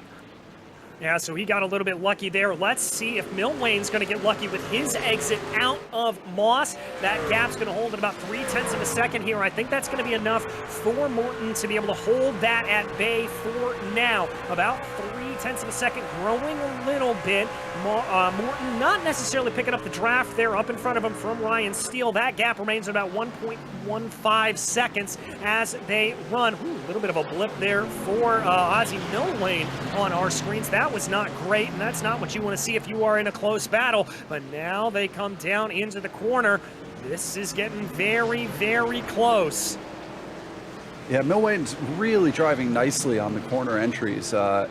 Unfortunately, he's just getting checked up just a little bit mid-corner, and ooh, we see a big slide as he gets a handful of wheel spin getting on the throttle there coming out of one. Yeah, big bit of wheel spin, and Joe Peak, our director, was talking with us a little bit behind the scenes about just how hard it can be if you get that slide to really dissipate any of the heat in the rear tires here. The heat just seems to stay in there, and they stay overheated. Yeah, it's always a challenge once you get the tires hot because you want to keep attacking and you want to stay close, but all you're going to do is just cascade down the line and just make your tires worse. You really got to back up, just take a half a breath, make sure you stay in the draft with the guy in front of you, collect yourself and your tires, and then attack again.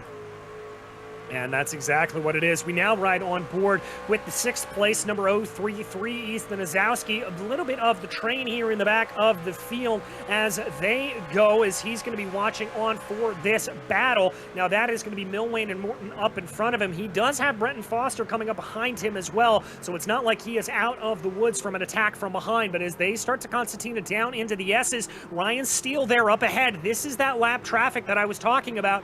This is what can throw you off here a little bit if you're Justin Morton. Yeah, it's distracting if you're Morton, right? You know the guy in front of you is running his own race and it's up to you to make the clean pass. But when you've got this train of 4 cars behind you that are all slipping and sliding and, you know, fighting for position, and you're also trying to focus on that lap car in front of you, is he going to get out of my way? If he is, when's he going to do it? Is he going to lift? Is he going to let me buy into a braking zone? And you're constantly questioning corner entry because of that. And constantly questioning anything is not what you want to have happening around here as you go, as they dive their way up the corners right now, trying to see if anything is going to play itself out. Running a little bit wide there. This is Tom Abramitis, by the way. He is the highest placed of any of the 2-stoppers here today, all the way up into 12th place. Tom may have had a little bit of a problem here up ahead of him with Nick Kuhn. Oh, no, excuse me. This is a pass here that Abramitis was able to throw on Nick Kuhn going down the Mario Andretti straightaway. And it looks like this is going to be pretty much standard fare. Yeah, Tom's got tires that are 11 laps newer, so I'm sure getting that exit out of 5B feels pretty nice compared to the car in front of him. Yeah, it's certainly going to help him there. And as we said, Abramitis says, oh, there's a little bit of a look from Ozzie Milwain on Justin Morton coming out of the final corner. Remember, that was how Morton was able to get by a couple of drivers up in front of him, namely Nathan Dowd earlier on in the race. And Milwain trying to repeat that feat there, but to no avail. Yeah, Milwain's looking particularly feisty, but if he's not careful, he's about to get attacked from behind. Oh, speak of the devil. You called it out there perfectly, as that was Morton's teammate there, Ethan Ozowski. A little bit of a slip and slide there for Ozzie Milwain, maybe overheating the tires in a little bit of a sense of trying to get themselves up forward as fast as possible. We now ride on board with Brenton Foster, who's sitting in the popcorn position to all of this. Is that a big send for Milwain? Is that contact with Morton? Everything going to hell in a handbasket there, up through Moss, my goodness gracious, and that's going to send out a side-by-side between the 14 and Brenton Foster. Yeah, we're going to see a drag race down the back straight now, all the way down to the S's, and just a total mess of cars that have completely changed orders since they entered Moss. And I believe there was contact there between Milwain and Morton, and that's what originally sent Morton around. Milwain getting on the radio and apologizing to the driver of the number 9. But Morton able to escape from that as unscathed as possible. Let's take a look here at this overhead perspective. Maybe this will give us a better idea as to what happened in Moss. Yeah, as we're coming down 4 into 5A into Moss, and yeah, Milwain just tags him just barely. I know what he was trying for. He was trying to carry the speed and get out to that curb, and Morton was just on a little bit tighter line, and he didn't quite anticipate it and just tapped him. The winner on that, though, was Brenton Foster, who was paying attention and made a really nice move to get back. As we see Brenton Foster trying to defend that position and unfortunately getting past now. Good move there by Ozzie Milwain, and that's going to be Ethan Ozowski trying to take advantage of it as well. Milwain moves back onto the racing line there, giving a little bit of a draft for the half a moment there to Brenton Foster. Is Ozowski going to try to force the issue here coming up through Moss? Yes, he is. They're going to be side by side on corner exit. They haven't made contact yet. I don't know how you do that. There's the contact we were waiting for, as now Foster's able to get his way ahead. Yeah, nicely done side by side through Moss there. What a really, really tough thing to do. As we see Ozowski losing 2 positions there, I believe, on the exit of Moss. Yes, indeed, as that's the 147 there of Nathan Dowd being able to try to get his way back up forward. Remember, Dowd was the one that we called the cork in the bottle at the beginning of this race. Well, it looks like he has staved his stuff for the last possible minute to try to force his way forward. Dowd now finds himself in 7th place within half a second of Brenton Foster. He could be on a little bit of a charge. DJ, we talked about Dowd might have been conserving his tires just a little bit in the first stint, and came in and changed them, but if his driving style is similar in the second stint, he may have just said, look, I know what pace I need to run to be top 5 competitive. This is the pace I'm going to run, and we're going to get into the last 10 laps, and I'm going to turn the wick up and go. And that looks like exactly what he's doing here as he sends a move down to the inside there of Quebec. He's going to have to go the long way around the left-handed sweeper here. Is he going to be ahead by the time they get into the braking zone? Are we going to see side-by-side for 2 successive laps going through Moss? Little bit of maybe contact there for Ozowski, bumping and banging and bumping as they exit the corner. Yeah, it looks like Dowd got touched just a little bit there in the rear, and it just got him just loose enough where he was on the power, and it spun up, and unfortunately, it's going to cause him to not get the run. He's going to be under attack. Yes, he is. Ethan Ozowski coming up behind here. Is he going to send the move down to the S's? No, he's going to think better of it and hold that out a little bit more. So good heads up there for him. Whoa! Down into the S's, still at it. Oh my goodness, I thought that move was done, but it's not done for Ethan Ozowski. Really, really, really nicely done. Dowd had definitely the preferred line there. That's my preferred line through Whites. You know, anytime you can get the inside and force the other guy around the outside and hold it there, chances are you're going to make the defense. Oh, and look at that. Absolutely slamming the door shut was Nathan Dowd on Ethan Ozowski. Now, the good news is for them is they don't have anybody really coming up from behind them. Brandon Proudfoot currently runs in 9th, 25 seconds behind them, so they're able to fight and squabble a little bit. We do have some side-by-side here as Tom Abramitis tries to send a move down to the inside of the S's on, I believe that's going to be Wayne Hutchison. It's going to be a battle of late breakers, and the number 20 able to ease their way on by. Those fresh tires and a driver that's motivated to move forward. Yes, indeed. And Abramitis here currently the first driver a lap down, so a good run there for him. Whew. My goodness gracious, 10 laps left to go here in this race as there is your leader. We haven't talked about him in a hot minute, but Andrew Waring, not setting a tire wrong here today, doing a fantastic job. Still has some more lap traffic up ahead of him in the form of Jeff Schmeier and Brandon Proudfoot that he's going to have to get around, but he has really been driving this to perfection out here. Yeah, DJ, he's making it look easy. It's one of those drives where you just feel like you're connected with the truck and everything seems to be going correctly. The braking feels good, the turn-in feels good, you're powering out of the corners, you're not sliding it too much. You've done your pit stop, it went smoothly, well, except for the little bit on exit. But when you get in that zone and everything seems to click, and you look and you're sitting first in the standings, it's such a good feeling. On the other hand, when you feel like you're driving that way and everything clicks and then you look and you're 17th, maybe you should question what you were doing. Not that I'm insulting whoever's in 17th, but I have been in that position many a time where the car feels very, very easy to drive and you think, I'm doing a great job. And then you realize that you're in 17th or 18th position and think, you know what? Maybe not the best. Well, as displayed by the commentators' race over this weekend, I normally find myself in that 17th, 18th position going, wow, this feels good, and then I'm 2 seconds off of the pace.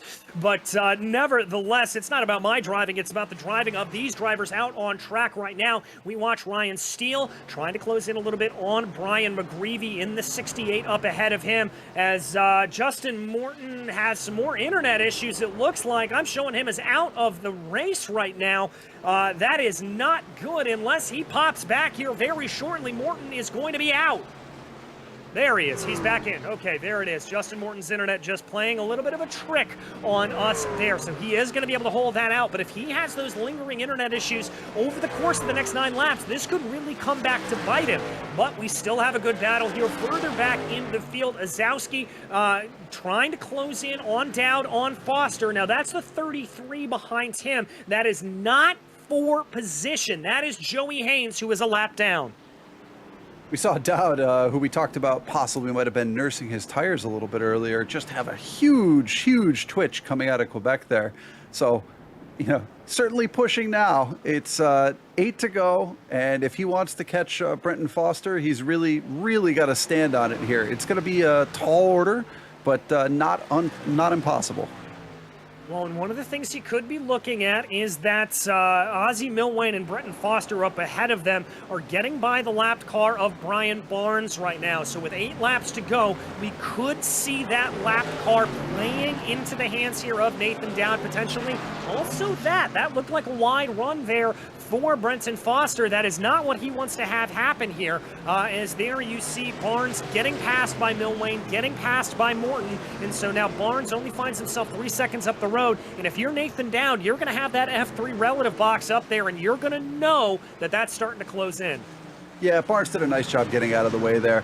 I can tell you, though, it's so easy, even when somebody does a nice job, to just overcook the corner entry a little bit as you're trying to lap somebody and go, suddenly you've lost 5-6 tenths when, you thought, hey, he's being safe, he's being nice, he's letting me by, and you just misjudged the entry just a little bit and it costs you, and suddenly traffic piles up behind you and you're under attack again.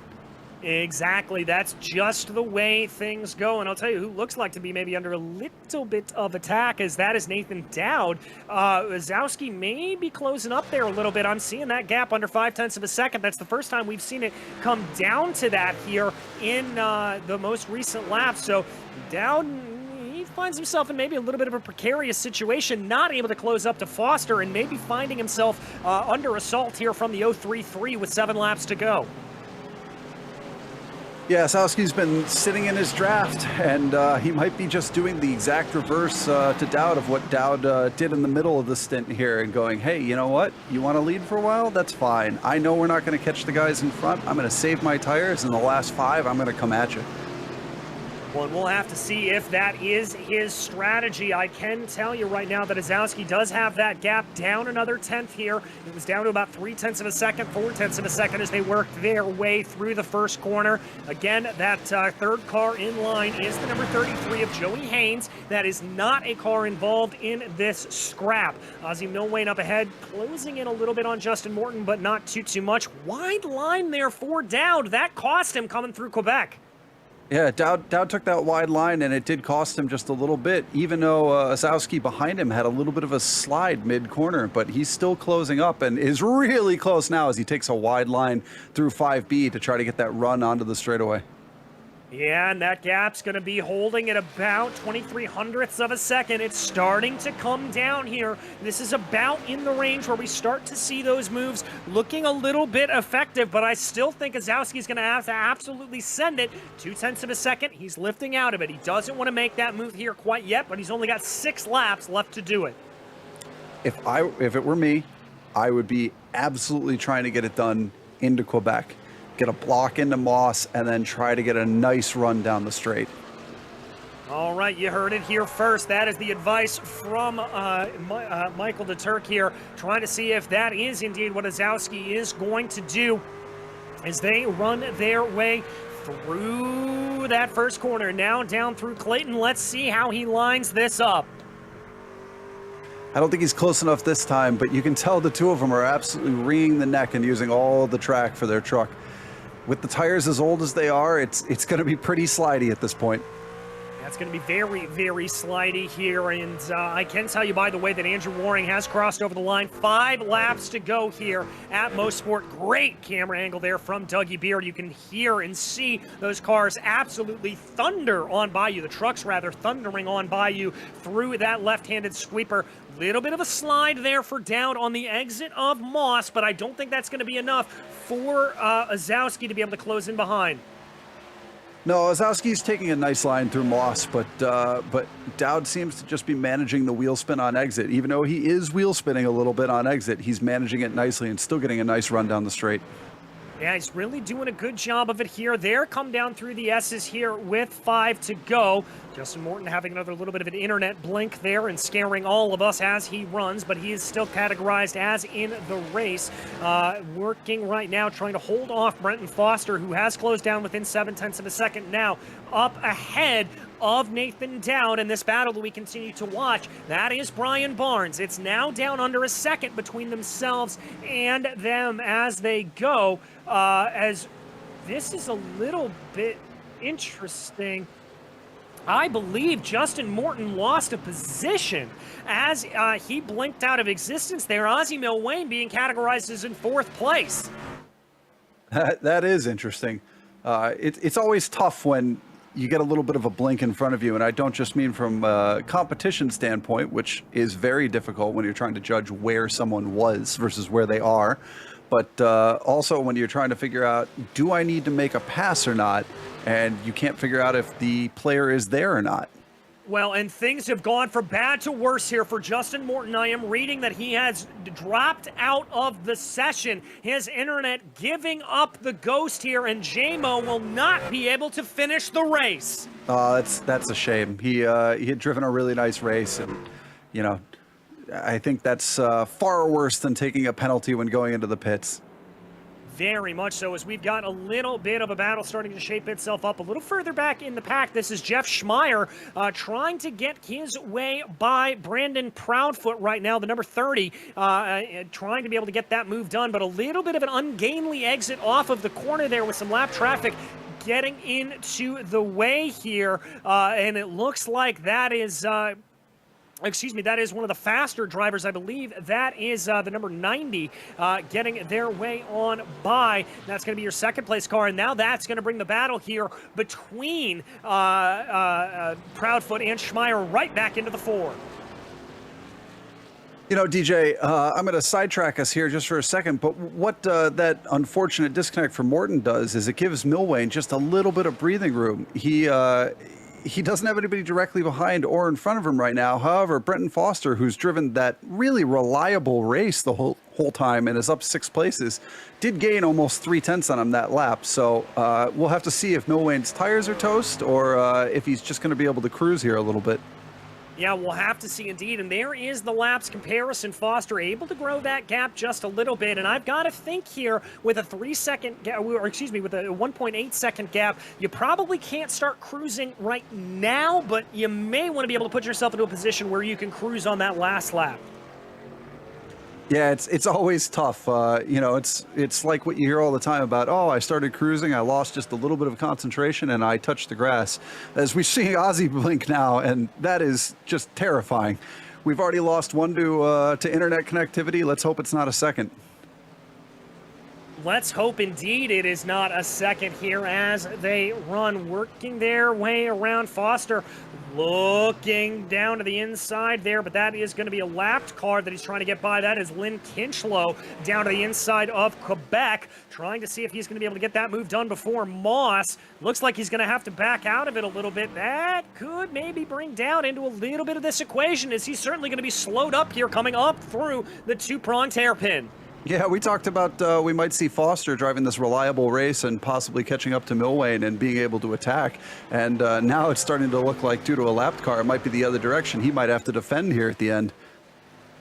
Yeah, he might have to do a little bit of defending, as we are on 2 to go here, with the leader working their way up through Moss as of right now. But there it looks like Bretton Foster is able to get that move done on Lynn Kinchlow and still hold on to about a 1.4 second advantage over Nathan Dowd. So maybe that's enough breathing room there, but look at that train of cars starting to stack up there behind, and right in the middle of that is Dowd and Azowski, who run only about 3.5 of a second away from each other. Yeah, with 2 to go, this has the potential to get feisty. I think feisty is the calmest way of saying it as they go. But here comes your leader, Andrew Waring, coming out of the final corner to take the white flag. 1 lap to go for the number 3 Evolve Sim Sports driver. What a drive from Waring just the whole time. Oh, we've got a group going. Oh my goodness, this is Azowski getting into the mix here, trying to be able to close in on Nathan Dowd. That was the number 33 that they just got themselves on by. A little bit of lapped car. Now there's nothing standing between Azowski and Dowd right now at the moment, let's be clear. But now Lynn Kinchlow is going to be up the road from them, so we'll have to see how that plays out. It looks like Azowski's a little bit too far behind here at this point to make anything work, but he can certainly try to apply pressure to the back of Dowd. Yeah, Azowski's had those good corner entries for the entire race, so we're going to see him through the S's here, I think, close up pretty well. And then it's going to be a matter of if he gets the drive out of whites onto the front straight and tries to get down through 2. Yes, it is. Here comes the drive out of whites. Remember, this is the white flag lap here for all of these drivers, so only one more revolution around this Canadian Tire Motorsports Park circuit, as here they go down into the corner. Doesn't look like he's quite got the drive there, but we've got to come back to the number 3 of Andrew Waring. A lights to flag victory here for the number 3. He's going to cross over the line and take victory at Motorsport. Yeah, what a drive from Andrew Waring. Just what a drive. Flawless the entire way through. Really, really impressive. Yes, indeed, as there comes the number 90. That is Travis Warling coming out to complete second place. An equally great drive there. A little bit of a battle early on with Christian Challoner, and then finally able to move his way up ahead. But we've got to focus back on this battle now between Azowski and Nathan Dowd. Oh, Azowski there with a little bit of a twitch coming off of Moss. I think that's going to scupper any chance he has of making the pass. Yeah, DJ, he just got a little bit loose on corner entry into 5B, and it cost him on the exit, unfortunately. Once you're sliding before the apex, good luck trying to get the power down in these things.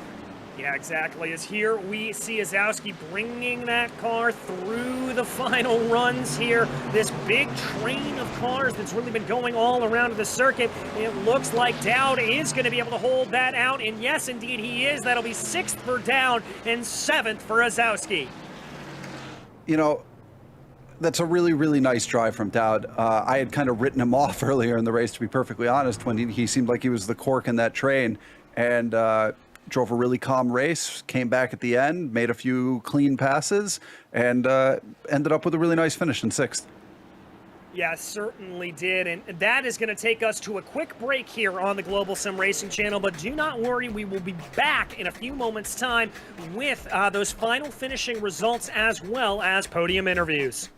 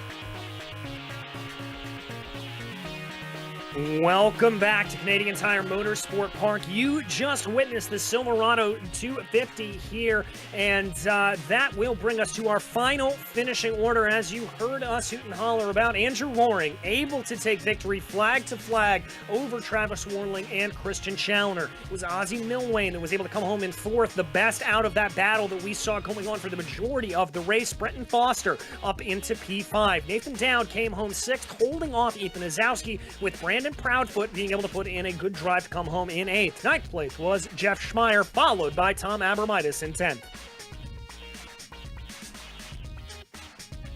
11th, we have Wayne Hutchinson. 12th is Nick Kuhn. 13th is Joey Haynes. 14th, Brian Barnes. 15th, Brian McGreevy. 16th, Ryan Steele. 17th was Justin Kirby. 18th is William Fletcher. 19th was Brian Halleck. And 20th was Jason Willott. Yes, indeed. And then we get down into Lynn Kinchlow there, the last driver to complete the race, with Morton, Hill, Kirby, and Powers all, unfortunately, having to call it a little bit early here today. And that's going to bring us right on over to our interviews. And first off, it is going to be our victor here today, Andrew Waring. Andrew, congratulations. You made that look easy. Very tough race. These trucks dance around a lot. And I thought Christian had the measure of the stick there at the beginning, and then Travis kind of stepped up. Honestly, it was just one of the hardest races because Travis and I only had like maybe a half a tenth between the laps. So if I made any mistake, he was going to be right there, which was extremely stressful for me. So I'm happy it's over. I can imagine you being as happy it's over, but we tried to feature you as much as we could, but you had such a lead on the field. How was lap traffic around here today? That was a big talking point that we had coming in, worrying about that lap traffic and if that was maybe going to affect strategy at all for you. Not overly. I think with the being out front at the very beginning, everybody kind of was already spread out by the time I got there. I didn't really run into any big battles, which was fortunate enough. The majors doesn't require you to move out of the way with the blue flags, and those lap guys are entitled to their position. But again, like most of the times, I thought everybody did a good job. It was pretty easy to read what the guys were going to do, and I thankfully didn't have any incidents or didn't hopefully cause any incidents with anybody. So 10 out of 10 in my opinion. For sure, my friend. Well, and looking ahead here, we kind of keep on the NASCAR theme a little bit as we head to Martinsville next time out in the old Monte Carlo SSs and the ARCA cars. That's going to be, I think, maybe a little bit of a different experience, maybe a little bit more of a full contact sport. How are you feeling about it? Yeah, I'm pretty excited to race the paperclip. Ovals and just stock cars in general aren't really my thing, but I have a blast doing them, and it's fun to get humbled, especially by some of these top guys like Travis and Christian and Nick. So just do the best I can. Honestly, this was the highlight of the calendar for me because this is our home race, pretty much living an hour away, and I've done races here my whole life. So this was like the one the whole team poured the effort in to win. So the next race is just going to be about fun, and I'm sure it will be fun at Martinsville. Well, I know I am very much looking forward to it. But Andrew, a victory here today. Who would you like to thank? Who made this possible? First of all, it's the guys on Evolve. We, like I said, put a ton of testing into this because it was our home race, and Austin Milwain in 4th, absolutely amazing. Joey 13th. Unfortunately, Kevin got a bit of a speeding penalty and some issues, so he would have been right up there.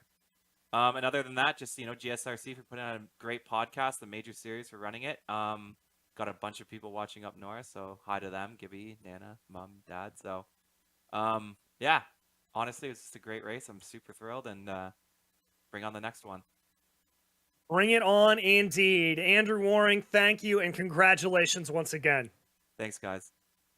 All right, that was Andrew Waring, your victor here for today. And Michael, I believe you have caught up with our second place finisher, Travis Warling. Travis, congratulations on second. It seemed like you dispatched Christian pretty quickly there. Did you think you had the measure of him all race, or why were you behind him for qualifying?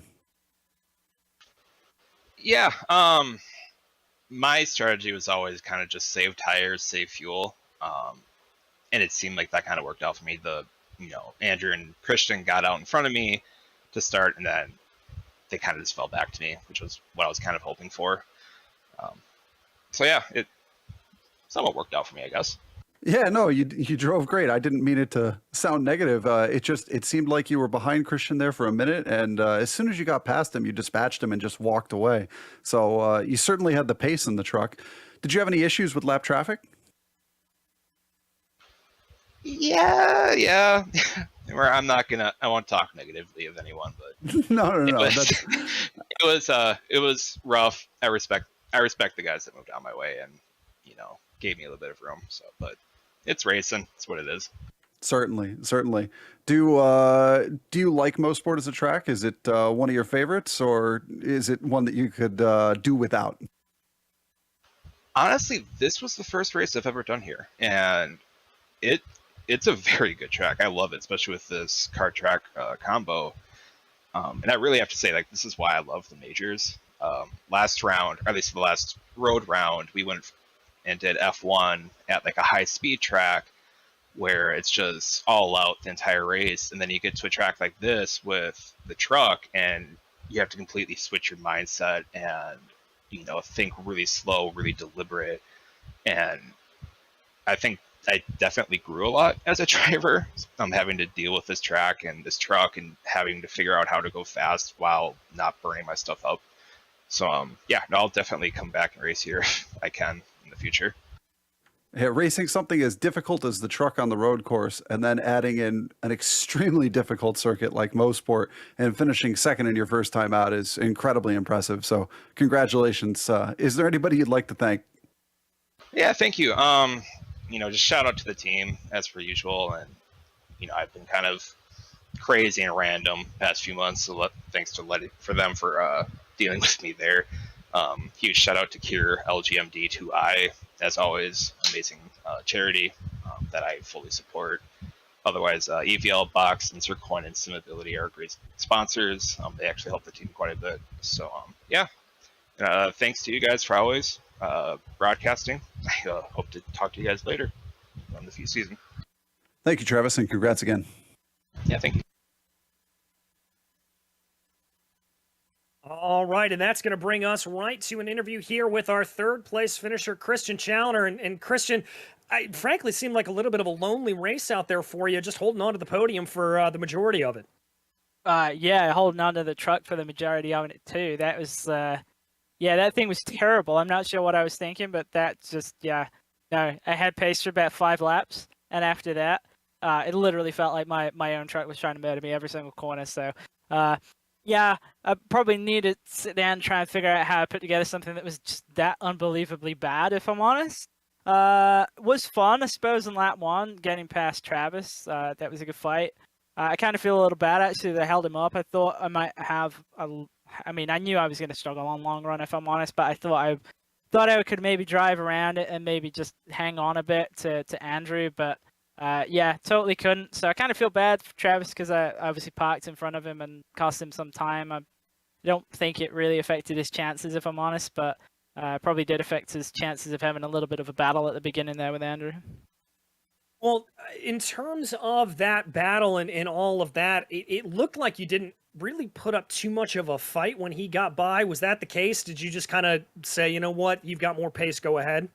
Yeah, I couldn't, man. I mean, honestly, like, I'm not joking when I say every single corner for 60 laps. The thing was just straight trying to murder me every single corner entry. So I wasn't gonna fight. At one point, I had Joey Haynes behind me and probably held him up too as well. But even at the same time, I was like, I just didn't want people near me. To be honest, like I knew early on that I was not going to challenge for winning this, so I was literally just trying to survive. And I'm happy that I ended up third. If I'm honest, they got my ass absolutely handed to me, but I'm happy I just didn't crash.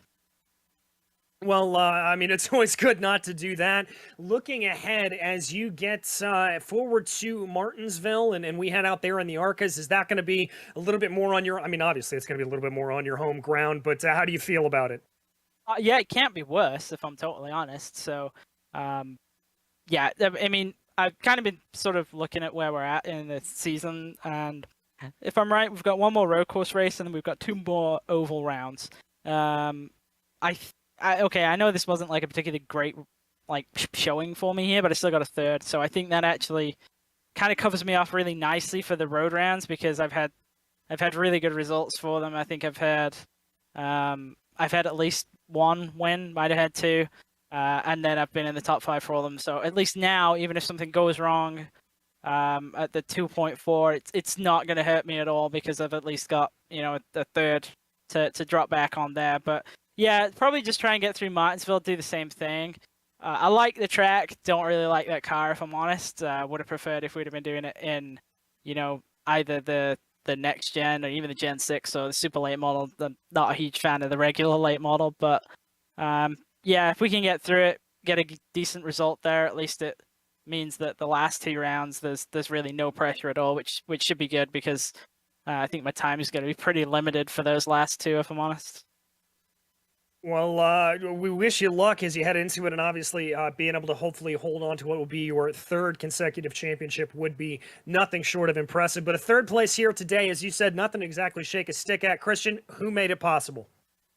Well, I'm not really sure, if I'm honest. I guess it's probably not really a great idea for me to try and say who made it possible because there wasn't really a lot to say good about my own performance or really the truck that I put together there. So I guess the people I'd like to give a shout out to, Brent for finishing P5. He made it work for him somehow, which was, that was great. I think he was a bit kind of upset to get the 5th the way that he did. Obviously, Justin Morton, I've had that happen to me a bunch of times where I get disconnected right near the end of races when I'm in a good spot and, I've had a good fight. So I feel really bad for Justin. That sucks. It's good for us in points, but that's absolutely not what we wanted. And then a shout out to Tom as well for he got involved in an incident early on, but was able to come home with a top 10. And to Matt Holden for painting our trucks. We do appreciate it, even if we didn't get the result that we wanted. Well, Christian, congratulations, my friend, and we'll see you in a couple of weeks' time in Martinsville. Thank you. All right, that was Christian Challoner, your third place finisher here today. And that's about going to wrap everything up for us here on the Global Sim Racing channel. But before we go, we'd like to give one more shout out to our charity, the Whatability Foundation. Also, thanks to the companies that provide the software and hardware for our broadcast listed here on your screen. Additional thanks to June Lalonde, who provides our wonderful music. See the screen for how to get hold of more of her great work. Thanks to the team today, Michael, Joe, and Dougie. If you'd like to find out more about GSRC, including upcoming races, you can find it at globalsimracingchannel.com, or you can check out our social media listed here on your screen. If you'd like to support the channel, also head on over to the merchandise store at simracingmerch.com/GSRC. The link is in the description below. And do not forget, it's gsrc.storeenvy.com. That is the correct link. And don't forget to subscribe to the YouTube channel as well so you don't miss a moment here on GSRC. Well, you heard me mention it a little bit earlier. The Virginia 300 from Martinsville is going to be happening in just a few weeks' time. That'll be September 25th at 8 o'clock p.m. Eastern. We also have upcoming races listed here on the screen, so check them out and mark them down on your calendars. But until next time, race clean, race hard, and we'll see you on the track.